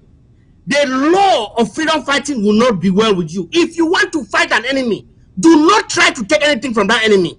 You see, that's what some of them claim to be. These fighters who have gone to the other side are fighters that we know them in record that they have long neck, what we call long neck in pidgin. They have long neck, and they are not after really fighting for freedom. They are after making a name, making power, or making some money for themselves. We have evidence of what some of these fighters have been doing, and those are the fighters that are easily falling prey to some of this deception for money. And the list of fighters that you saw on that list are not any different, Secretary Chris. A few of them that you saw on that list are not any different. But I want to tell you that there is a minority, a few of them, that do not even know that their names are on that list. A few of them. But the most of them, you will see that those are people who are kidnapping people, they are lying, there are people who are harassing the community, there are people who are turning their weapon against other restoration fighters. You know, those are the type of people you see on that list. And the reason they are going for that kind of association or joining camps like the AMF is because nobody is ever going to tell them that what you are doing is wrong. We recently have a situation in Momo where a fighter was lured to go and take money, and he was killed in the market square when he was waiting to collect that money. That's what La Republique will do for you. Immediately you start taking the money from this CPDM elite who are deceiving you, telling you not to fight, just hold the line. You are deceiving the diaspora and deceiving other fighters. Let me tell you, you are going to come in the position where they are going to kill you. So I'm talking this to these fighters. Don't fall for their cheap trick. They don't mean any well with you. They just want to kill you and get you out of the way for the freedom of Ambazonia. When fighters begin to step out, make videos, audios, paying allegiance to Sisiko's coalition, what happens to the draft that is being made for that community? Does it go to them? Or what do you do? No, Sir Chris, let me tell you, there are two things that are happening. You can see right now.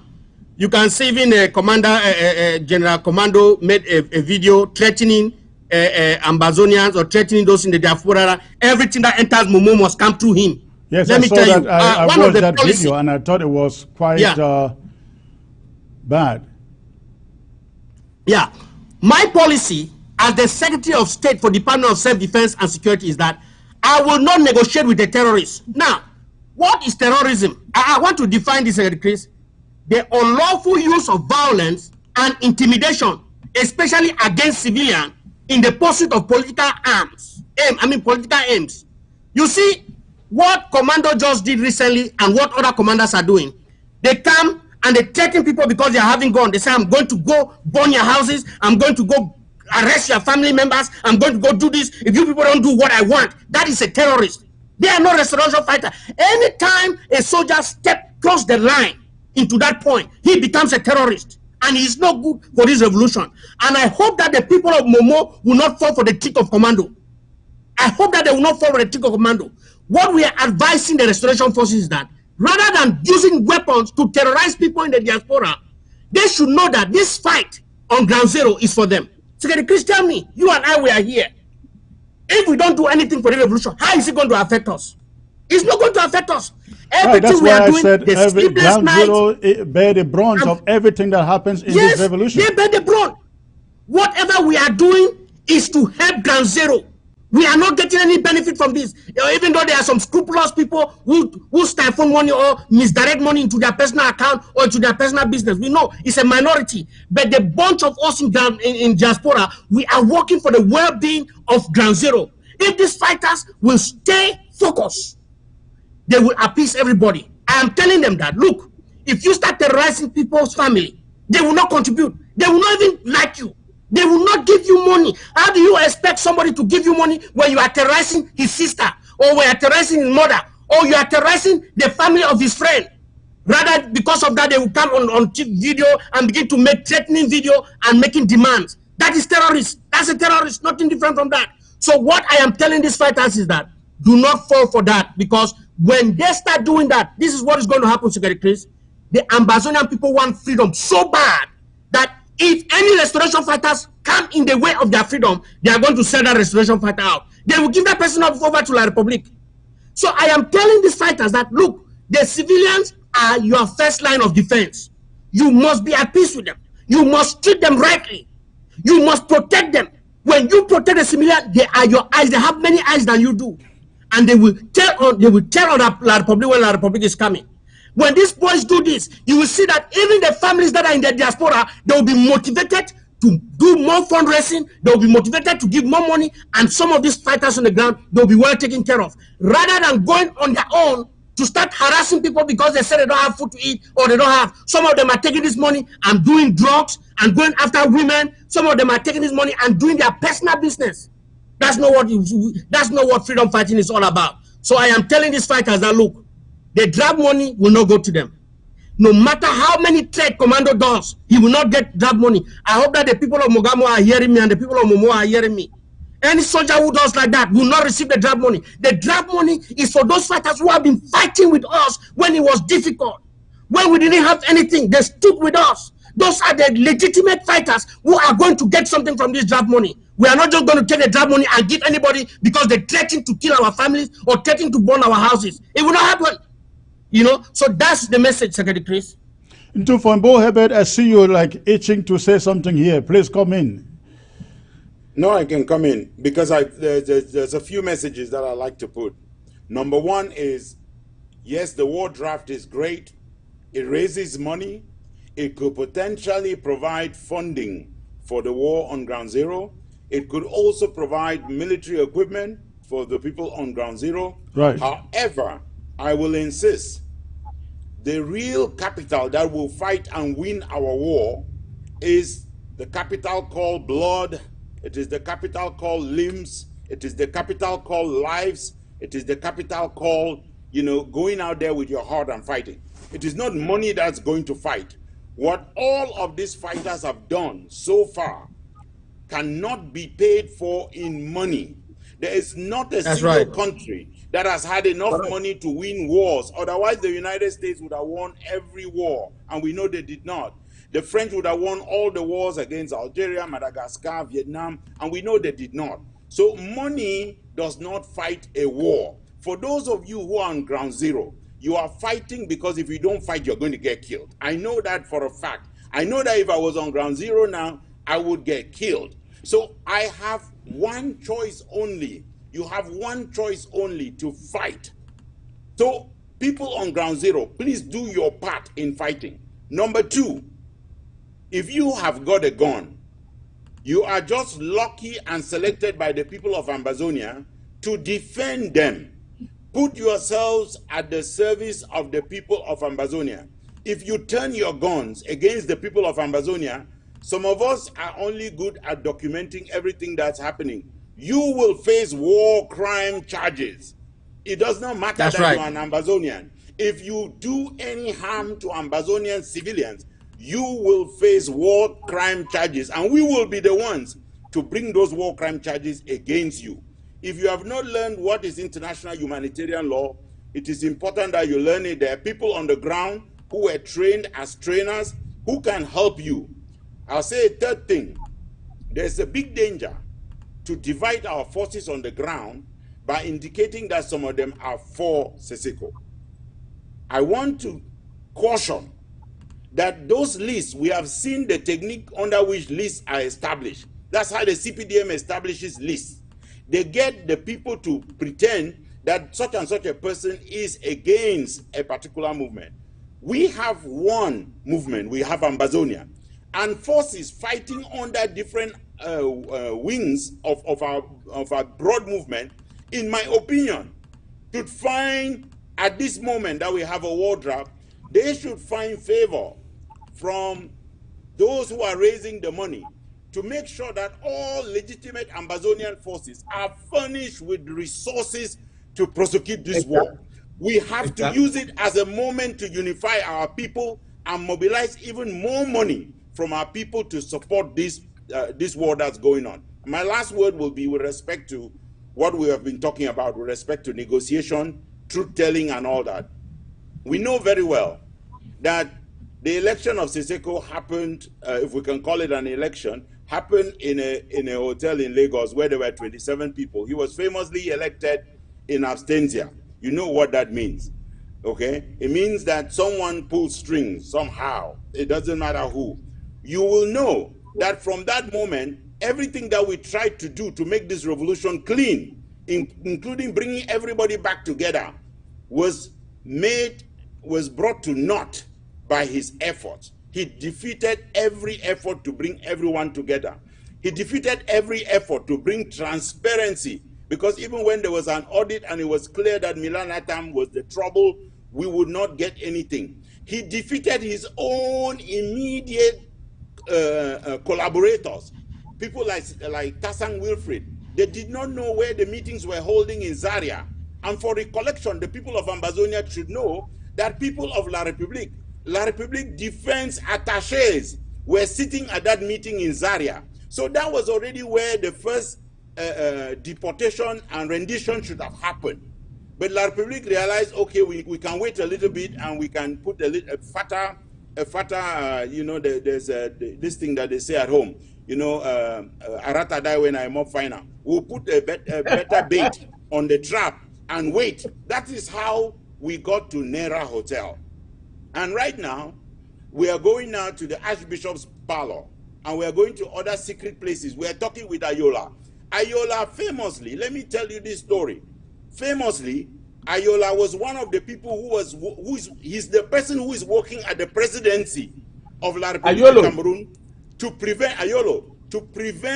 the negotiations supervised by the international community. And I can tell you why. Because Ayolo wanted us to direct communication to him, indicating that we were at the table. He wanted us to talk to him on the phone. We refused to talk to him on the phone. When was that, Tupfoy? We sent, that was shortly after we had done the deal in Switzerland.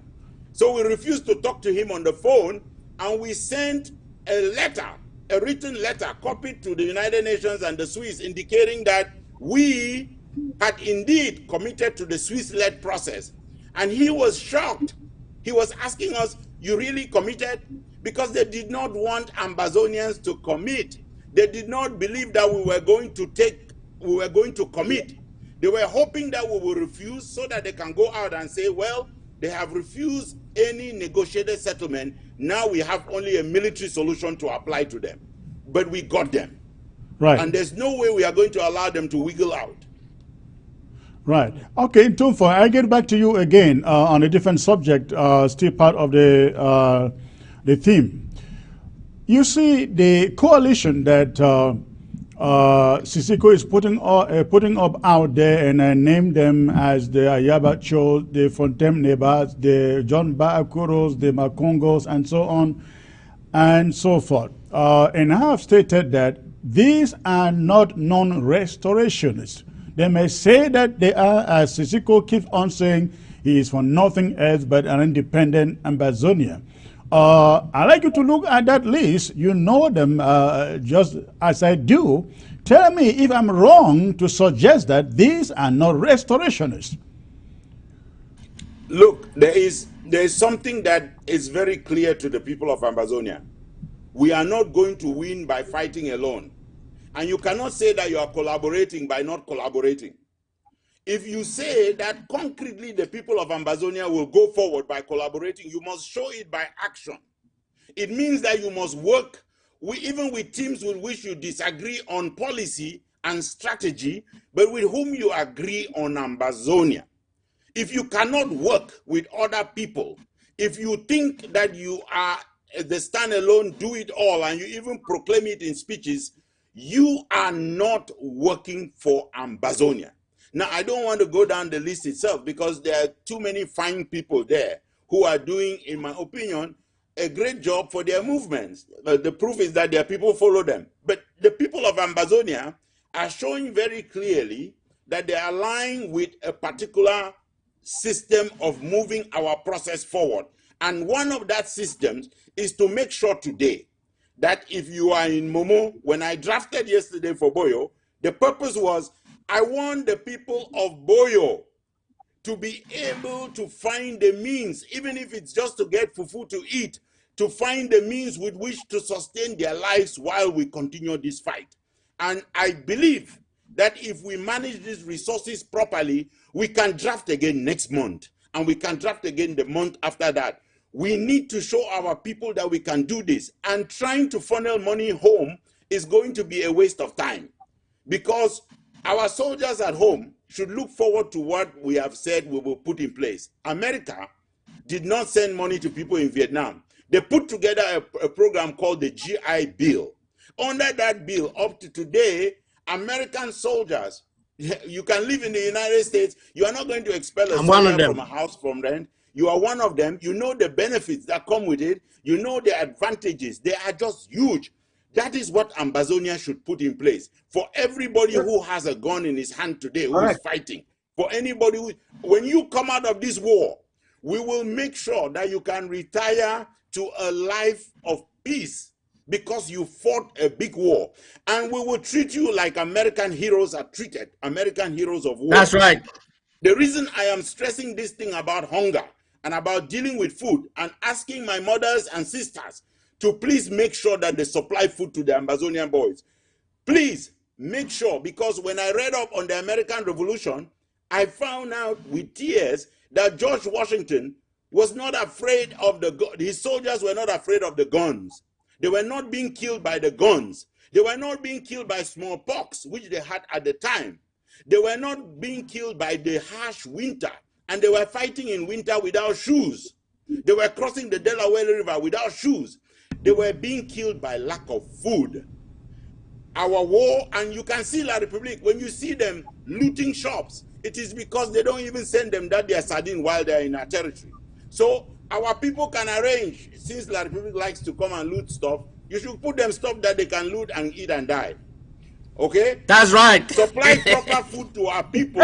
Get our people ready to fight this war. We are ready for La République. Barrister John, I pose the same question to you. Look at the membership of Sisiko Coalition, where you have people like Ayapo, Argo Bala, Makongo, and the rest. I mean, these were the people who rushed out telling us or trying to let us know, oh, what a great deal what a great meeting these guys had with La République du Cameroon officials. What do you make of that coalition? Dr. Sako yesterday calls it the coalition for surrender. Yes, I agree with Dr. Sako. That is a coalition for surrender. And what surprises me is the fact that you have people like Ayapo on that list. For the rest, they are all federalists. And Ayapo has been a federalist before he started talking, he started drifting towards us. But he has gone back to where he started. My senior Justice Ayapo, how can you, after you have paid a price, how can you, as honorable as you are, to belong to that list? How can you be talking about prisoners negotiating on behalf of we free men, including you? We were thinking about Justice Ayapor forming the core of the judicial to negotiate this matter in Geneva. For him to have made that statement, it was on Facebook, it was all over the place, supporting Siseko Ayukabe for meeting with La Republique in camera, for talking to Ayolo, meeting with the Archbishop in the Archbishop's house, meeting in secret places in Yaoundé, and Justice Ayapor would be part of that. I find that really, really disturbing. And from the fact that he made that statement and the fact that he belongs to that group, he is no longer fighting for Amazonia. So therefore, he cannot make the team of negotiators for Amazonia.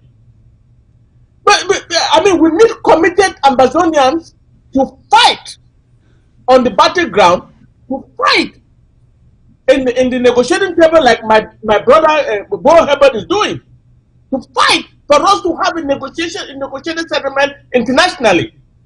We did not lose 18,000 to 20,000 of our children to go and start talking in La Republique in some obscure rooms in Yaoundé. We are putting the matter in international negotiation because we are a state, even though they have not been recognized. We are a people. And if Siseko is negotiating in Yaoundé, it means he has carefully told Yaoundé, we are part of La Republique of Cameroon. We are one Cameroon. And Ayapor is falling for that. It's unfortunate. All the other people around this are all federalists. And federalists are those who are known to belong to the one Cameroon agenda. That is my only answer I can give you, Chris. But I am very worried about Justice Ayapor, and nobody should ever consider him as a credible Amazonian. From what he has written and from what he has been saying, it's unfortunate. This is a man I respect. I respect so much. And for me to have been, it was terrible. Aya has been. People like Makongo and all that, those are non-federalists. Makongo can run to New York and run all over the place and come and tell you that I am in touch with people in the State Department. I am doing this. I am doing that. Bo, you are laughing. You should know that that is a lie. No, I need to come in here. Comrade Chris. You know what we have been doing. You know what we're working on. So these people are people of steady characters. No. Let me allow to get in there because he is dying to say something there. Yes, I mean, I didn't go into the characters because their picture is not very, but I'll paint it right now. So you take Justice Aya. Justice Aya, when he was elected the SCNC leader in Kumba, he said he cannot join that thing. He said he was gunning for the top pay in La Republique, and that was the only thing he wanted. He was talking about his retirement. When they told you that they arrested Justice Aya, they arrested him and put him in a cell supervised by his classmate in Manao Bay. Okay? Your classmate and your friend does not supervise your cell and mistreat you. So Justice Aya pretended all kinds of things were happening to him. Nothing was happening to Justice Aya. He was fixing his bread. Okay, and remember when he came out of prison, he famously wrote an article complaining that his wife could not drive the car to go and buy fresh fish. This is a man who is worried about his comfort. This is a man who was invited to the Swiss-led negotiations along with Abdul Karim Ali. We appreciated his expertise, kind of. But we found out that he did not have the courage to come and join us there. Because all of that law that he says he's preaching is law according to the CPDM. Justice Aya Paul Abine famously designated himself a long time ago to be the chief negotiator for us. In that time, he was talking about the Anglophone stuff. Justice Aya does not have one piece of paper where he has ever written anything against the Republic except to claim that his money is not available. That is the only thing this man has ever done, including, of course, running for the presidency, knowing that the only purpose was to destroy the votes that were coming into the SDF. I take a man like Makongo, David Makongo. You know, I know him kind of well, but not so well. But this is a Fey man. This is the guy who was famously the leader of the youth for Paul Biya in the university in Boya. The guy who ensured that people like Choayaba and Ebenezer Kwanga were persecuted at the university.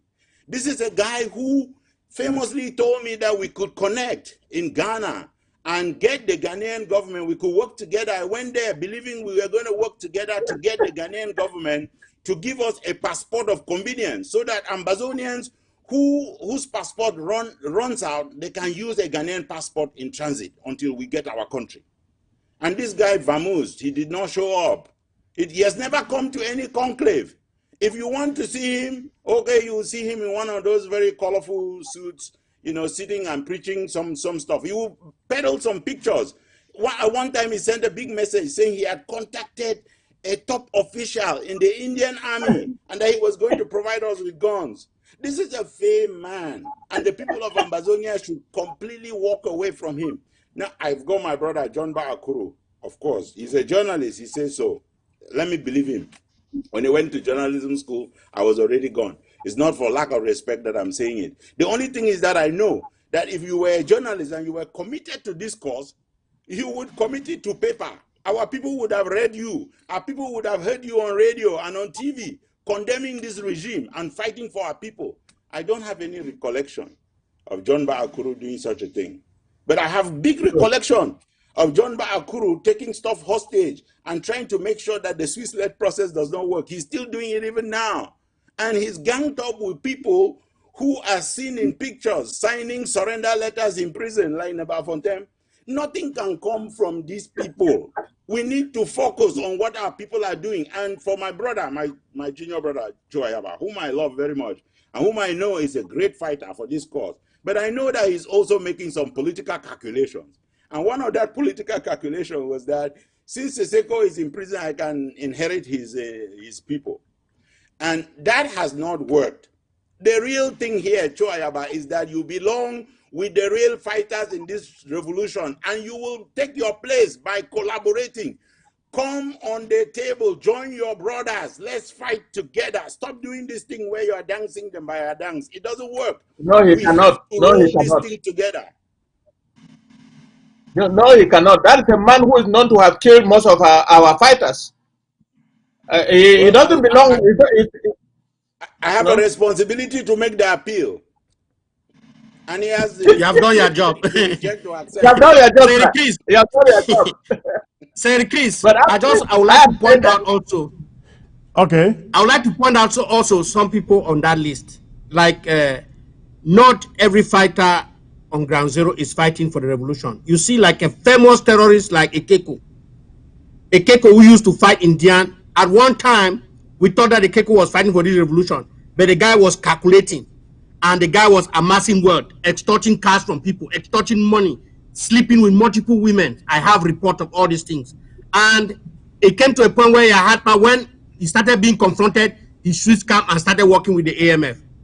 And what did he do? He started harassing all other fighters that were around him by seizing their weapons and putting out to himself, and then now taking control over the area, even right now in Meme. Then these are the people that are on Seseko's camp, or the Sewara Seseko camp, or AMF, and Sofoncha. These are not fighters. And you see, these are people that if you go to get the history, Chris, of the terrorism that people are doing to our civilians, you will be crying. You know, these are not, so those people you see on those lists, they are not our fighters. They are people who have been fighting for their belly. Unfortunately, that blood money they are taking is what is going to bring them down. They are going to go down. All of them you see on those lists. And somebody said, "Oh, we should." One of the generals came out and spoke, and now he's hiding from his people. He came out and spoke publicly. He thought that it was going to be well with him because he thought he could get money doing that. But right now, he's hiding from his own people. You know? So we know that all those people, they are the minority.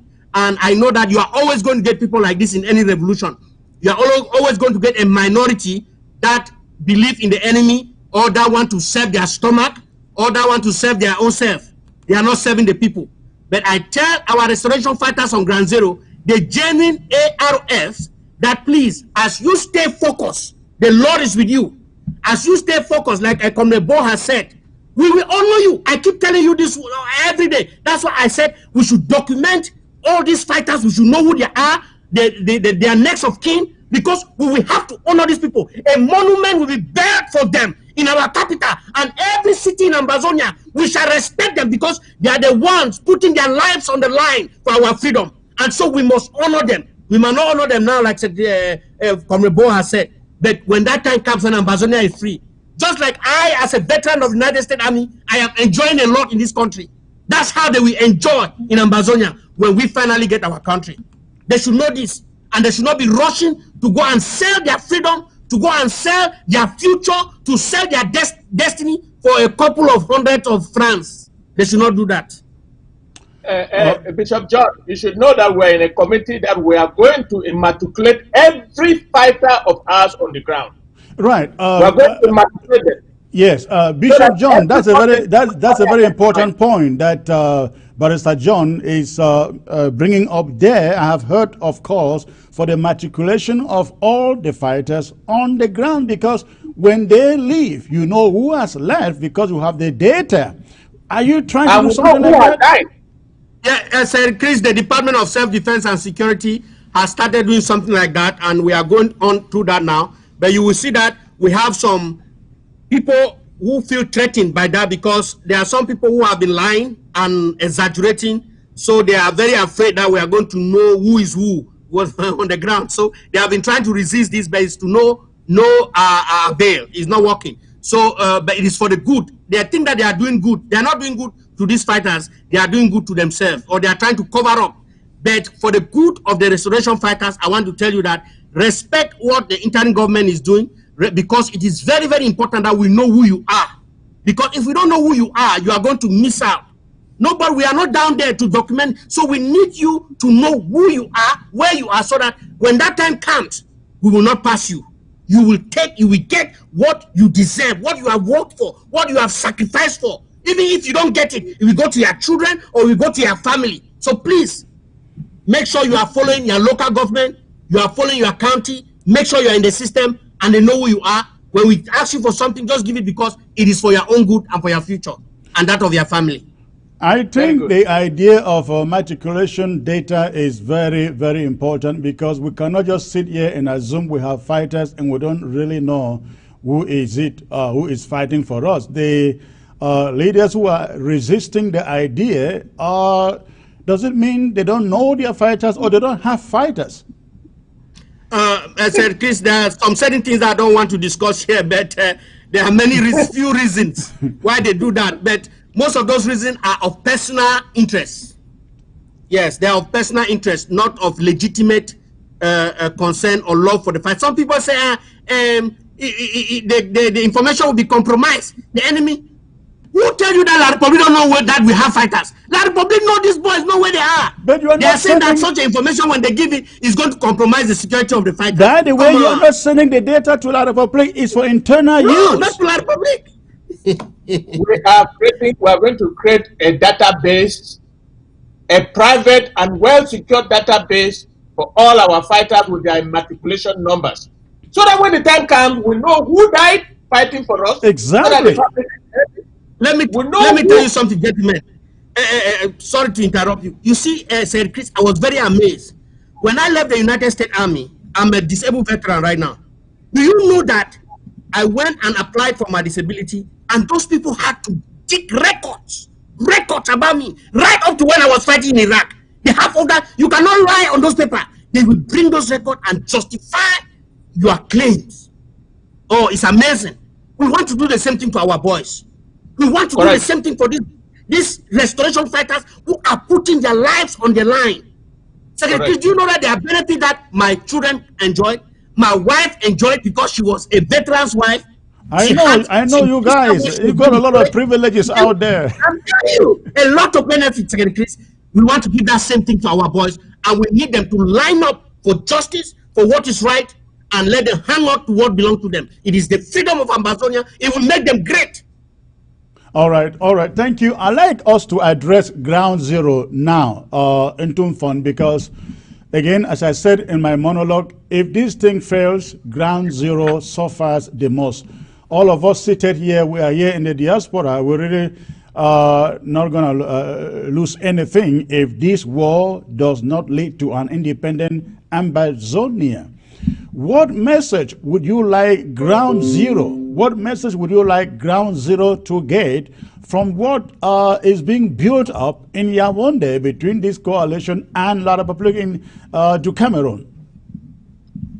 I mean, my first message, Secretary Chris, will be that the word if does not exist. It does not exist in the Ambazonian equation. There is no if. It is only when we get our restoration, which is at this point, because we have already obtained it. It's only recognition that we are looking for now. It's recognition from the world. And the people of Ambazonia, before you are too impatient with what you are doing, please appreciate the fact that when the US proclaimed its independence in 1776, in 1781, they were still fighting battles. The Battle of Yorktown, which we gave them the victory over the British, and finally the Redcoats withdrew and America could claim its independence. That battle was in 1781. In the meantime, in 1778, the Kingdom of Morocco had already recognized the United States. And they went for the Kingdom of Morocco because no country was recognizing them. So this issue of no country recognizing you, it happens to everybody, even to the mighty. So relax. Don't be worried. The world is looking at what we are doing, and they are asking themselves, are these people of Ambazonia serious? Because we have seen them ride a roller coaster before, where they have said, well, if we take federalism. So they're asking themselves, is this one now for real? And the people of Ambazonia, the ones who are truly committed to this thing, will recognize that you can never get anything close to independence by sitting and talking to La République anywhere in La République or anywhere outside of La République, anywhere where you are not equal party to the negotiation and where you have the United Nations at the table. Let me put a proposition to the people of Ambazonia. What the world told La République and Southern Cameroons in 1961 was for us to go to an international negotiation. What happened in Fumban was not an international negotiation. They told us that we were going to that international negotiation, that the British were going to be there and the UN was going to be there to help strike a deal between us. That is the negotiation that did not happen because La République took advantage the same way they want to take advantage now. And the French supported them. So we are back to square one. And the international community recognizing their fault, remember they will not come out and apologize. Recognizing their fault, they very quickly jumped in support of the Swiss-led negotiations. We need to give them the opportunity to make right by the people of Ambazonia, by all rallying at that negotiating table. When we rally at the negotiation table, it does not mean that we accept the outcome. It means that we go in there to obtain our outcome. If they give us less than we want, we will walk away from the negotiation. So you cannot sit there and say, you know, we don't have a negotiation, but I'm going to create one and I'm going to get the UN to make resolutions and I'm going to bring the Norwegians. And by the way, do you know that Basque country can give us independence? This is all fiction. It doesn't come together. People of Ambazonia on ground zero, your job is to continue to do what you are doing now. And the biggest thing you are doing is not whether you are fighting or you are winning. It is that you are resisting and you are not giving up. These are the two most important things you are doing. Never, ever give up. You know when children go out in a courtyard and a bully beats a small boy, and the boy knows that it was out of injustice. You have seen that kind of small boy who hangs on to the bully. They have beaten him to pulp, but he will not leave it. You'll kill me today. That is what Ambazonia must be. They will have to do that to us, and they will never succeed. So, people of Ambazonia, continue your job. People of Ambazonia, outside of Ambazonia, your job is to play the role of Joseph in Egypt when he was sold into slavery, and he became that person in the diaspora who could save his family people at home in the middle of starvation. That is the role that the people in the diaspora must play. And you must play that role not by talking, but by action. So people, I want to see you working. I want to see you pushing this thing. I want to see you pushing diplomacy, pushing the legal aspect, pushing our boys on the ground, supporting them, and making sure that our parents at home are comfortable and that they know that we will never turn back. That this is one march to Boya with no possible reverse gear. We lost the reverse gear. All right. Thank you, Ntumfoin. Bishop John, please give your fighters on ground zero a message that should stick in their heads. Yeah, I have a few things to advise the fighters. Number one, the war for Ambazonia has only one outcome, and that outcome is victory. We have already won. La Republic is playing a delaying tactics. That's all they are doing. It is not going to change the outcome of this war. They called the war on us, and they brought this on us, thinking that it was going to last for 2 weeks. It is going for years. So the only thing they have now is to give up, surrender, and let's take it. So, but what I want to tell our restoration fighters, know that the civilians are your friends. The people of Ambazonia as your friend, just like Comrade Bo was saying, they are the one to give you food. They are your eyes and ears where you are not. So please, don't start taking things from them by force. Don't force them to give you money or to give you anything. If you ask, it is not, just go at peace. Do everything to protect them. When you protect them, they will look after you. I also want to tell these people of Ambazonia these restoration fighters. Let me tell you, let me just tell you the outcome of this harassment. When you harass somebody's father or somebody's mother, what happens is that person will be angry and they are going to cry. And when they cry, they are going to say that, oh, this is the freedom I was thinking about. This is not freedom. It's better La Republic than you. And they will turn you over to La Republic, and La Republic will kill you because they are not there to protect you or to tell you that La Republic is coming for you to run away. Number two, when you do this, you are going to provoke or make their people who are in the diaspora to be hungry. To be angry. Maybe friends or relatives. There's a many connection. And these people will not be happy to send their money to you or to your local government because they feel like they have given you money and you are taking that money and terrorizing the people. So don't do that. But if you are standing for the revolution, even if like Kemobe was saying here, you are like the American army. They were starving, but they did not give up the fight.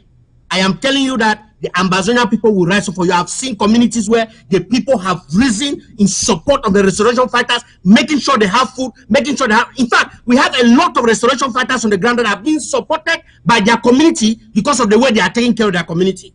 So I'm telling the restoration fighters to take care of the community. Now, let me tell them also one thing about this ceasefire.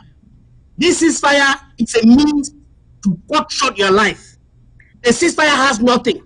La Republic has seen that they don't want to come to the international community or to the international the negotiation table. What they want to do is they want to make a fake ceasefire. And they are bringing you around all to think that they want to do ceasefire. You think that they are going to stop war. No. They are just trying to imprison you and to make you to sell your freedom and to go back to square one, even worse than where we began. So don't fall for that. They are cheap trick. The only way we can have ceasefire is through the negotiation table where we agree for our restoration, for our independence. La Republic leaving us alone and what they have to pay us for what they have done to us. That's the only thing we are expecting. So don't fall for any stupid person who is saying that there's a ceasefire. There's no ceasefire. Did we call a war? We didn't call any war. People left their country, came, invaded our country, terrorizing our people. Look at what is happening in Benin, killing people, burning houses, sending a lot of people to the forest. And then did we call for war? We are only defending ourselves. So why is somebody going to hold you responsible for ceasefire? If they want ceasefire, let them pack their war equipment and leave Ambazonia. Let them pack all their colonial material and leave Ambazonia. The ceasefire is not in our hands. We don't have nothing to say about ceasefire. We're only defending ourselves. If there's no republic, there's no need to defend ourselves, and there'll be no any violence. So All please right. don't fall for that trick. Don't fall for that trick. Stay focused, and we are behind you.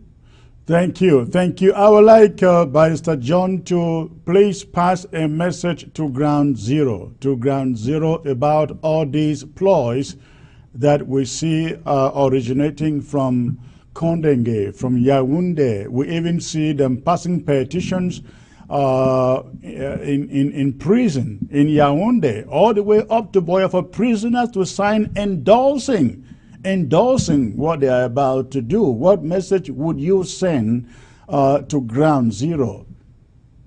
Thank you, Chris.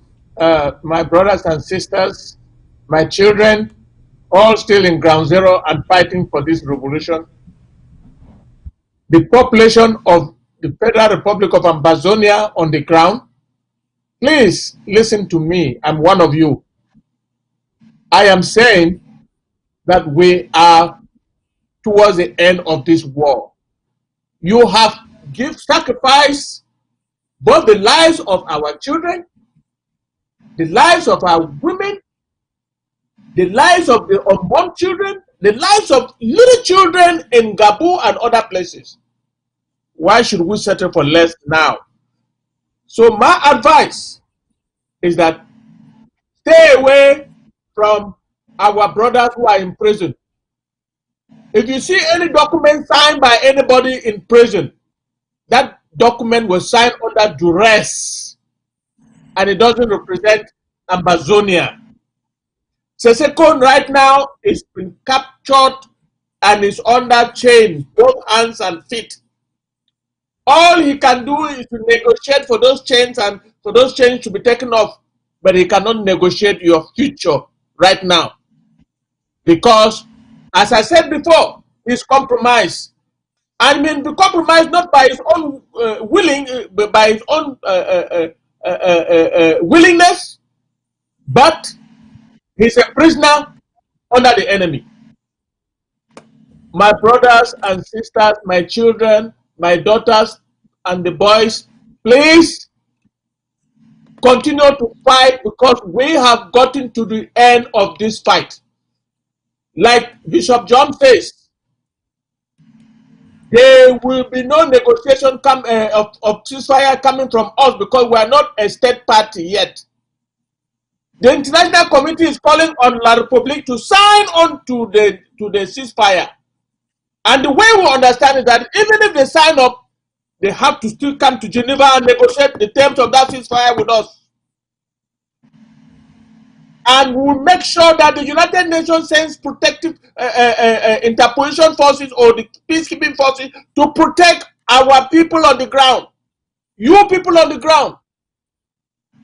Don't let anybody convince you about ceasefire, because there will be no ceasefire until the talks in Geneva. Even if La Republique now goes and signs the document that the United Nations is asking them to sign, it does not mean that we have to cease fire until we negotiate the terms. Because you can sign that ceasefire with La Republique, knowing what they are, they turn around and kill you tomorrow. All right, thank you. I am talking, and let me address a little bit the restoration forces. We are very thankful for what you have done so far. We are very, very grateful, and we continue to crave your indulgence to continue to defend your country. For those very few who want to sell this revolution for money, the genuine restoration forces, you know what to do. I'm not going to say anything more than that, but we thank you. We thank you for your service, and we are going to immatriculate all of you so that tomorrow we are going to compensate all of you for the sacrifice. We are going to make sure that you, even if you are dead, your family will be taken care of. We are going to make sure that you yourself, when this war is finished, you will be taken care of. Please stay the course for us. I thank you very much. Thank you, Tom Foyn, Bishop John, Barrister John. Let's do this. I will open the phone lines for a few phone calls, maybe about 3 or 4. And I like to hear particularly from Ground Zero. So please, if you are watching from Ground Zero, we want to hear from you. You got a question, feel free to ask. But before you call, I would like you to turn down the volume of your set, turn down the volume of your TV, so that there is no echo or interference from the background. Before you call, make sure that the volume of your set is turned down. You have the number to call on the screen. Only WhatsApp calls. And please, you have 50 seconds to make your point. You don't make it longer than 50 seconds. So please go ahead and make your phone call. Any question, go ahead and ask. All right. Let's get to the first caller. Oh, I lost those calls. Okay. Let's see who is here.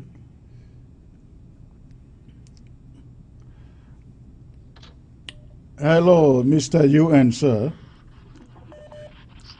Thank you, Secretary Chris and Pabo Ebed, Barrister Fu Johnson, and Bishop John for the good job that you guys are doing to, educate our people back home. So I just want to say this thing to the fighters. If you look carefully, the 4 points that Ayutabe put out there, they did not guarantee the safety, the lives of all the fighters. So that one is just a non-event. And again, the ceasefire that United Nations is calling for is for the United Nations member countries. We are not yet a member country of the United Nations. If they want us to sign the ceasefire, they should give us a seat in the United Nations. Because one thing is clear here. All the fighters who are against the population, can the population rise up and defend themselves? You can send any fighter who is terrorizing the population out of it. So my question I want to ask here to those who have been in the revolution for long, that we say that the Republic took their military and invaded our country. I want to know, why is it that we never had a military? Because all countries had a military. What stopped us, Southern Cameroon, from having our own military? They only say we had a police force and whatever. And then I want Ambassador to know that 5 months ago, Irima went to Switzerland and asked the Swiss government to block Paul Biya to go to Switzerland. And then, how can the same Irima be talking of trying to free Amazonia when he is blocking Paul Biya, giving Paul Biya an excuse to go out for an internationally negotiated settlement? So those are the few things I wanted to ask. Thank you so much. All right, thank you. I will let the panel to take the question. I think he asked, how come that Amazonia, the former Southern Cameroons, never had an army? And I think this other one goes to Bishop John. Why can't the community rise up against the army that is tormenting the population? Let me start with Tumfoy. Well, with respect to the absence of the army, remember what was happening. We were going through decolonization. Under a colonized situation, you have the army of the occupier. In this case, it was the British Army that was in place. So when they are in place, they don't allow you to have an army. They allow you to have a police force. That's the same way where they did not allow us to deal with issues of foreign affairs, because those issues of foreign affairs were dealt with by Britain directly. They also did not allow us to have a constitution, because the order in council was really subordinate to the crown, to the Commonwealth. But the issues of the military, they did not work at the end, because again, the French shortcut the way. The French, after campaigning on the floor of the United Nations in April 1961, to prevent us from getting independence, now determined that we will become two states equal in status without equality in status. And that basically meant they did away with our own currency, they did away with our parliament eventually, they did away with our government, and they made us, two regions of their so-called, somebody's called them S-hole countries. But they tried to make us into a part of their country. That's why the army didn't appear. But it's not late today, because let's say the people of Ambazonia have given proof that we wanted in goodwill to get things to happen. We can now say with all proof that they cannot work and that we need to walk away. I will stop there because I think Bishop John is more equipped to answer the other question. Yes, Bishop John, please go on. 1 minute. Okay, I want to say that actually, Secretary Chris, some communities have actually risen against these terrorists. With one community, like we have instances in Bui, we have instances in Mautu, in Fako, where they had to rose against a fighter, and the Ambazonia people have to do this. They have to do this. We have been calling on them. Look, if a fighter comes terrorizing the community, don't just leave it. Don't call our public. Rise up. These are enemies, because you cannot leave somebody who is your son and then you go and bring an enemy over your son. No, just rise up, organize yourself, and rise up against the people. And I want to tell every Ambazonia person to get a weapon. Get a weapon. Get something, a weapon to defend yourself from La Republic or from terrorists. And take the advice that I think is my boss here gave. Those stores that they are coming to loot or to steal from, you know what to do. Put some very nice things there where they will eat and they will not wake up. Or set up traps in those stores so they will come. So Ambazonia community, please rise up. So Chris, they have been rising, but sometimes people are afraid of guns. But I want to tell them that in this war of freedom, you should not be afraid to die. Because when you are afraid to die, you'll be the one to die first.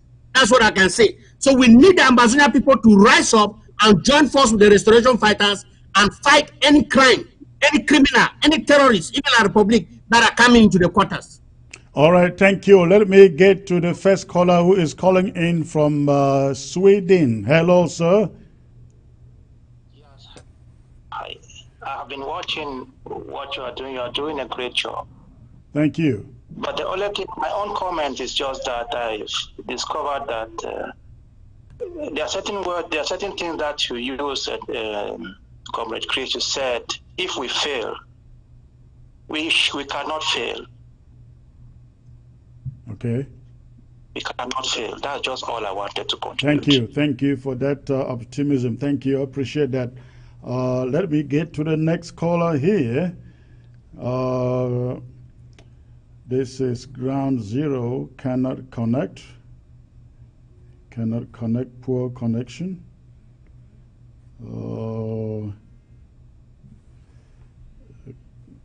Okay.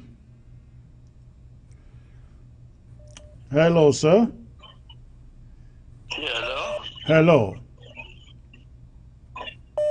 Yes, hello. Yes, sir. I can hear you. Where are you calling from, please? Yeah, I'm calling from Malaysia. Malaysia. Okay. And what is your contribution, sir? Yeah. Yeah, I want to thank you, Mr. Chris Anu. You are the main man. Then I want to thank Babo Hebet. I thank Bishop John Egewang. And I thank Barrister Fru Johnson, our bar. Yeah, my question, I want to ask Johnson, Barrister, a question, because Ambazonians are dying every day. And one of the biggest confusion coming from the number of people who are dying today is because of what Seseko went to Nera Hotel to do. Ambazonians don't know. And he, as an individual, until now, has not been able to tell even those he's suffering with in jail together, he has not been able to tell them anything. Then, but you know we love you so much. You have the heart for your people and you have the heart for this revolution. You went to Nigeria. somebody told you out of your office, out of your position as a lead counsel to the Nera 10, if Ambazonians can know exactly what Seseko went to Nera Hotel to do, you just, because I've been following you from the African TV, the Pan-African TV, everywhere you go, I've been, if I've not watched you, I've been watching you for more than 80% of your interviews and show, I've been watching you. Okay. But you need to do something for Ambazonians. The number of people, and you have given your life for this struggle, and you gave your life even for Seseko, and now he dismissed you as his lead counsel or not. He told you openly that you are not his lawyer. And somebody told you something from behind, we can call in our language Kongosa. Please tell Ambazonians what happened in Nera Hotel so that we can move our mind with this man, because we already left him long time ago. All right. Degree of certainty so that we put him under the train, not even the boss, under the train. All Please, right. Thank you. Thank you for the call. I think let me got the question. Thanks for the call, sir. Let me answer, Chris. Yes, Barrister John, go on, please. Yes, I'd like to thank the caller for his question. I said I heard it from two Nigerian lawyers, and you know, it is Pongosa as he puts it. I cannot be 100% sure, but what I'm saying is that there are only two words: negotiation and money. And I want also to tell you for a fact that all the people who are there in prison, 9 of them, except Seseko, did not know why they went to Nera Hotel. They did not know why they were going to Nera Hotel. Seseko has refused to tell everybody, including our people in jail, why they were meeting in Nera Hotel. Because, according to what we know, they had settled down, they had not even eaten the fish that they ordered, and armed people came and wrestled them away. The question is, what was he doing in Nera Hotel? I have told you that I heard, that is Kongosa, I heard that it was about negotiations and money. I'm not going to go to tell you what I know that I don't know. There is a lot more than that that I have found out, and I'm telling you that for the good of our revolution, let it stay the way they are until Seseko comes out and makes a pronouncement. I'm not going to say anything more than that. Thank you very much for the question. All right, all right. Let's get to the next caller who is calling from Ground Zero. Hello, ma'am. Good evening.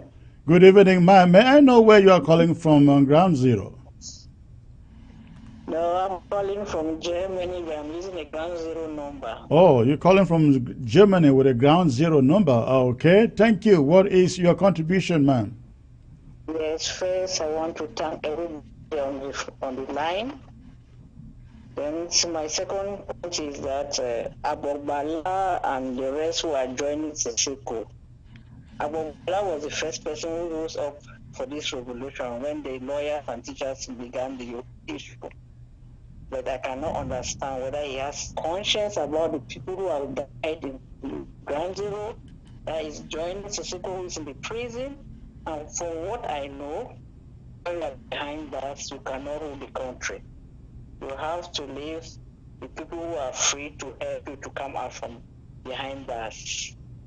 Then secondly, what with the FDAs and everything, I think that what we are drafting, we should fund the boys down there to have what to eat and to support them with families so they cannot be convinced by public people with their blood money that they are going to convince the generals not to fight the war again. Because some people, I know us human beings, we see money, we are hungry to make money, and some people are convinced to take that money and then don't fight for the for the of our people.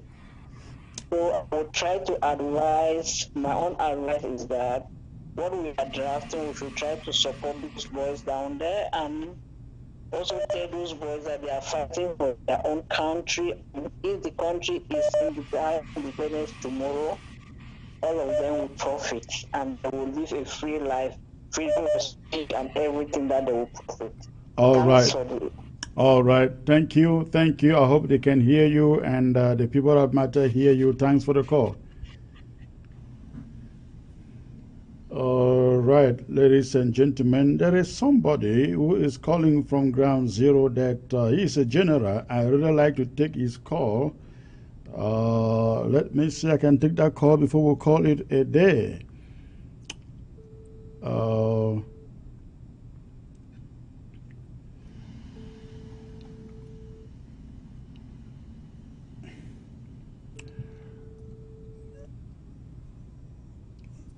All right, if we cannot get him, we call it where he has connection problems.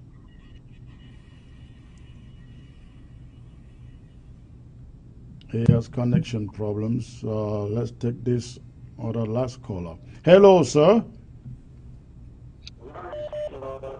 Hello. Yeah, hello, I'm calling from Guinea.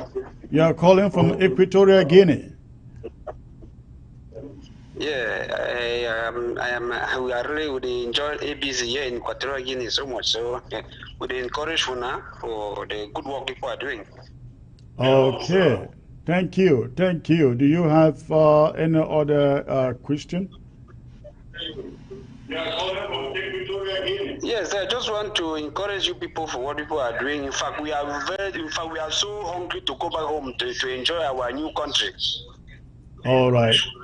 You guys should remain resilient and persevering to the end. There is no option. We will take back our country. Thank you for the call.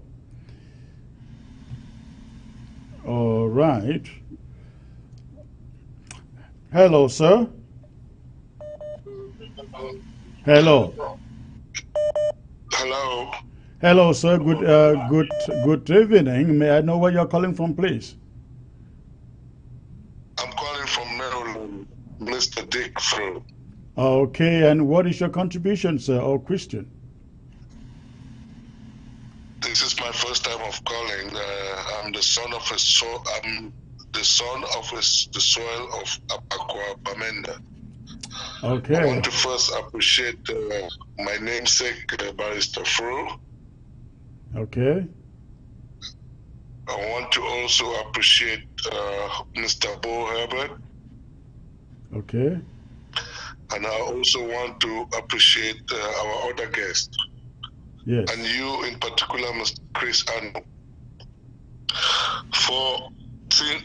Since this war started, I've been following up quite a little bit. And I appreciate all what you've been doing for our community. Thank you.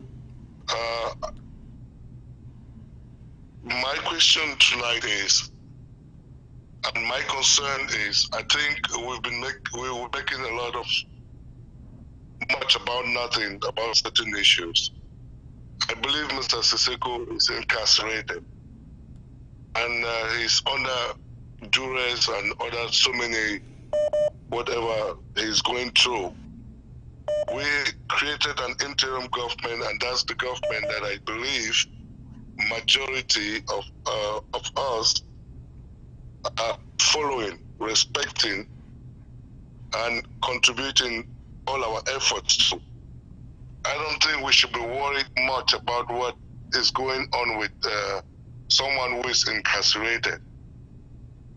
I have always have a serious concern about how this guy Siseko was arrested. Personally, I've always been asking questions to myself: how and why were they arrested? I have no answers for that today. And now everything is coming out clear. We don't need to debate about it. We just have to move on. Encourage encourage our boys who are on the ground. Victory is very close. And I think that we just have to move on and encourage our boys on the ground. Thank you, sir. Thank you, sir. Thank you for the call. I will let my panel, Barrister John and Tumfoy and Bishop John, please quickly comment on that. 50 seconds, so we can call it a day. Yes. Thank you, Barrister Yes, John. Yes, I know that Siseko is under duress, but I have been his counsel and I know what happens in that prison. If he refuses to go out, nobody will force him. Patasan has refused several times to go out, and nobody has done anything to him. All Siseko needed to do was to say, "No, I'm in prison. Negotiate with my brothers and sisters who are free out there." That's all he needed to say. I don't see the duress under which he is on. Thank you. All right, Bishop John, please. Well, I just want to say that actions speak louder than words. And he said, out of the abundance of the heart, the mouth speaketh. So, Ayo Julius Tabe is just exhibiting who he is inside him. So we shouldn't be surprised about that. So goes with any other person. So to come and say that it is duress, he's not the first person to ever go to prison during a revolution. Other people went to prison. They did not compromise or do the type of things that he's doing. So I would not say that it is duress. It is his choice because of personal interest. Good. Tumfoy. Well, I would say personally that I will accept if I see them one day sign a surrender and say that they cannot do anything, they're giving up on Ambazonia because they hold a gun to their heads. I will understand that. Even if they explain it to me, I will understand. The one where they should never explain to us is that they were negotiating on our behalf. Let them tell us that the gun was held to their head, we'll understand. If they say they took us there, we could not do anything, we understand. But that one where they're trying to say we were acting in our intelligence, Patasan acted in intelligence with plenty of lucidity. He stayed back in the jail. He said, "I'm not going to be associated with this." So please, let's behave ourselves. Let's stay on our lane. Let's help our revolution go forward. I just say one last thing, Brother Chris. We fought very hard to get the Holocaust Museum here in Washington to take back a propaganda piece of stunt that they were trying to pull against the people of Ambazonia. And they are now beginning to take it back. Yeah, and do you know that they are actually now trying to see they can return La Republic to Cameroon's money that they collected? Absolutely. They felt the heat. I want people of Ambazonia to celebrate this victory. They felt the heat coming from the people of Ambazonia, and they are backing down. They have realized from the documentation that we have sent to them that indeed there's a genocide going on there and that they cannot try it. But on the same day that they're beginning to back down, there's another institution in Washington which is rearing its ugly head. It is called the Brookings Institution. And today they issued a rubbish report talking about democratization of Cameroon and decentralization. I call on the people of Ambazonia to make sure that Brookings Institution will hear from you. They are also funded by taxpayers. We will follow the same strategy because they cannot take La Republic money. My goodness, I'm so heated up that I'm eating my words. But they cannot take La Republic's money and try and play with our people's blood. So people, watch out on Twitter, go out after the Brookings Institution. If they don't reverse course, we are going to go after their pocket. We are going to make sure that Congress will take away their money. Thank you. You know, I have not learned about that. What I learned yesterday is that the Holocaust Museum, they're now retracting on their story after our people stormed them on Twitter, and they are actually about returning La Republique du Cameroon's donation that they accepted in January. That is really what we want. That is really what we want. They should give that money to Ambazonia plus interest. They should give that money to Ambazonia plus interest. Let us buy what we need to take care of the situation. All We are, right, all right. we are, Thank we are you. drafting enough money. They can keep it. Thank you, ladies. I think it's been a pleasure having you all here today. Fellow Amazonians, I think we've come to the end of this show, but before I say the last word, let me run this by you so that those who are paying the money for this can know that we are honoring our pledge to run the advertisement. Do not touch your remote. I'm coming right back. You need a financial instrument that provides a hedge against inflation, 100% guarantees that you will not lose your money, has tax-free growth and distribution, the ability to take an interest-free loan, avoids probate, provides creditor protection, guarantees your family that your income will be replaced should you die, helps you protect yourself financially against chronic, critical, and terminal illness, and of course allows you to take money anytime for any reason at any age without a tax penalty.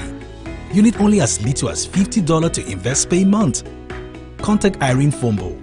Tell 513-5014-177 or send an email to irenenpmsn@gmail.com. You need.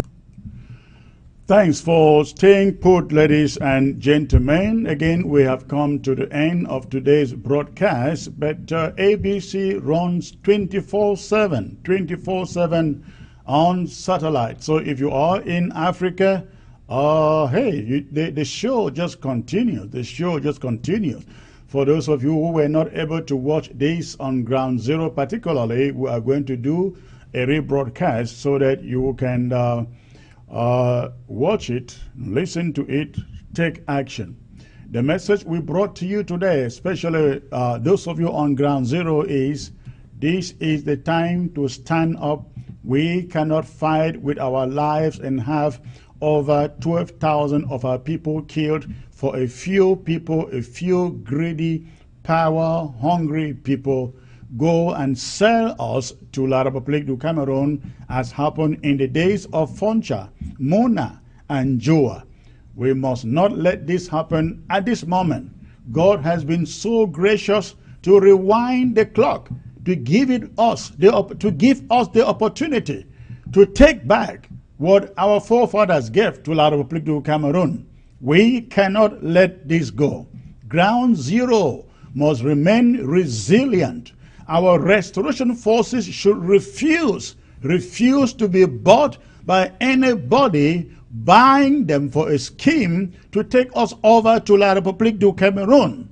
Please, resilience, courage is the word. Again, thank you for tuning in today. I look forward to coming back later in the week with another powerful panel. God bless you all.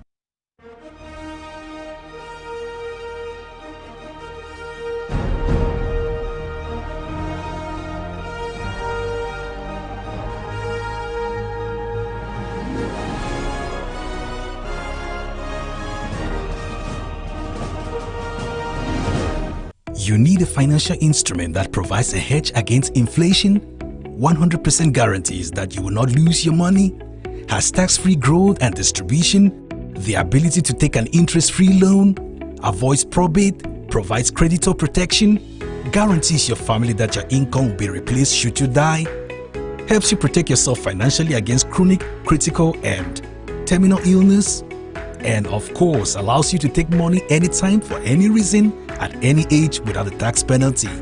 You need only as little as $50 to invest per month. Contact Irene Fombo. Tell 513-5014-177 or send an email to irenenpmsn@gmail.com. Alakai the second. The Odin.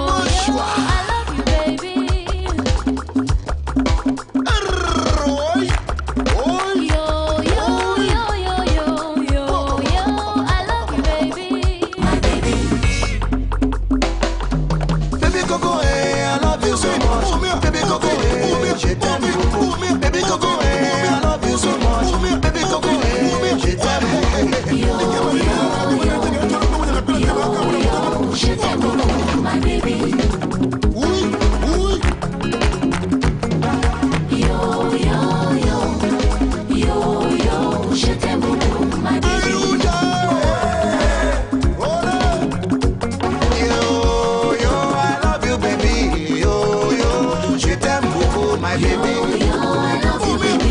Yo, je t'aime beaucoup, my Baby baby. Coco, I love you so much. Baby Coco, je t'aime beaucoup. Baby Coco, I love you so much. Baby Coco, je t'aime beaucoup. Darling, darling, I love you so much. Sweetie, sweetie, je t'aime beaucoup. Yo, That's right. yo, je t'aime beaucoup. My darling, darling, I love you so much. Sweetie, sweetie, je t'aime beaucoup. Darling, darling, I love you so much. Sweetie, sweetie, je t'aime beaucoup, my baby. Lève le mouchoir. Le mouchoir, le mouchoir.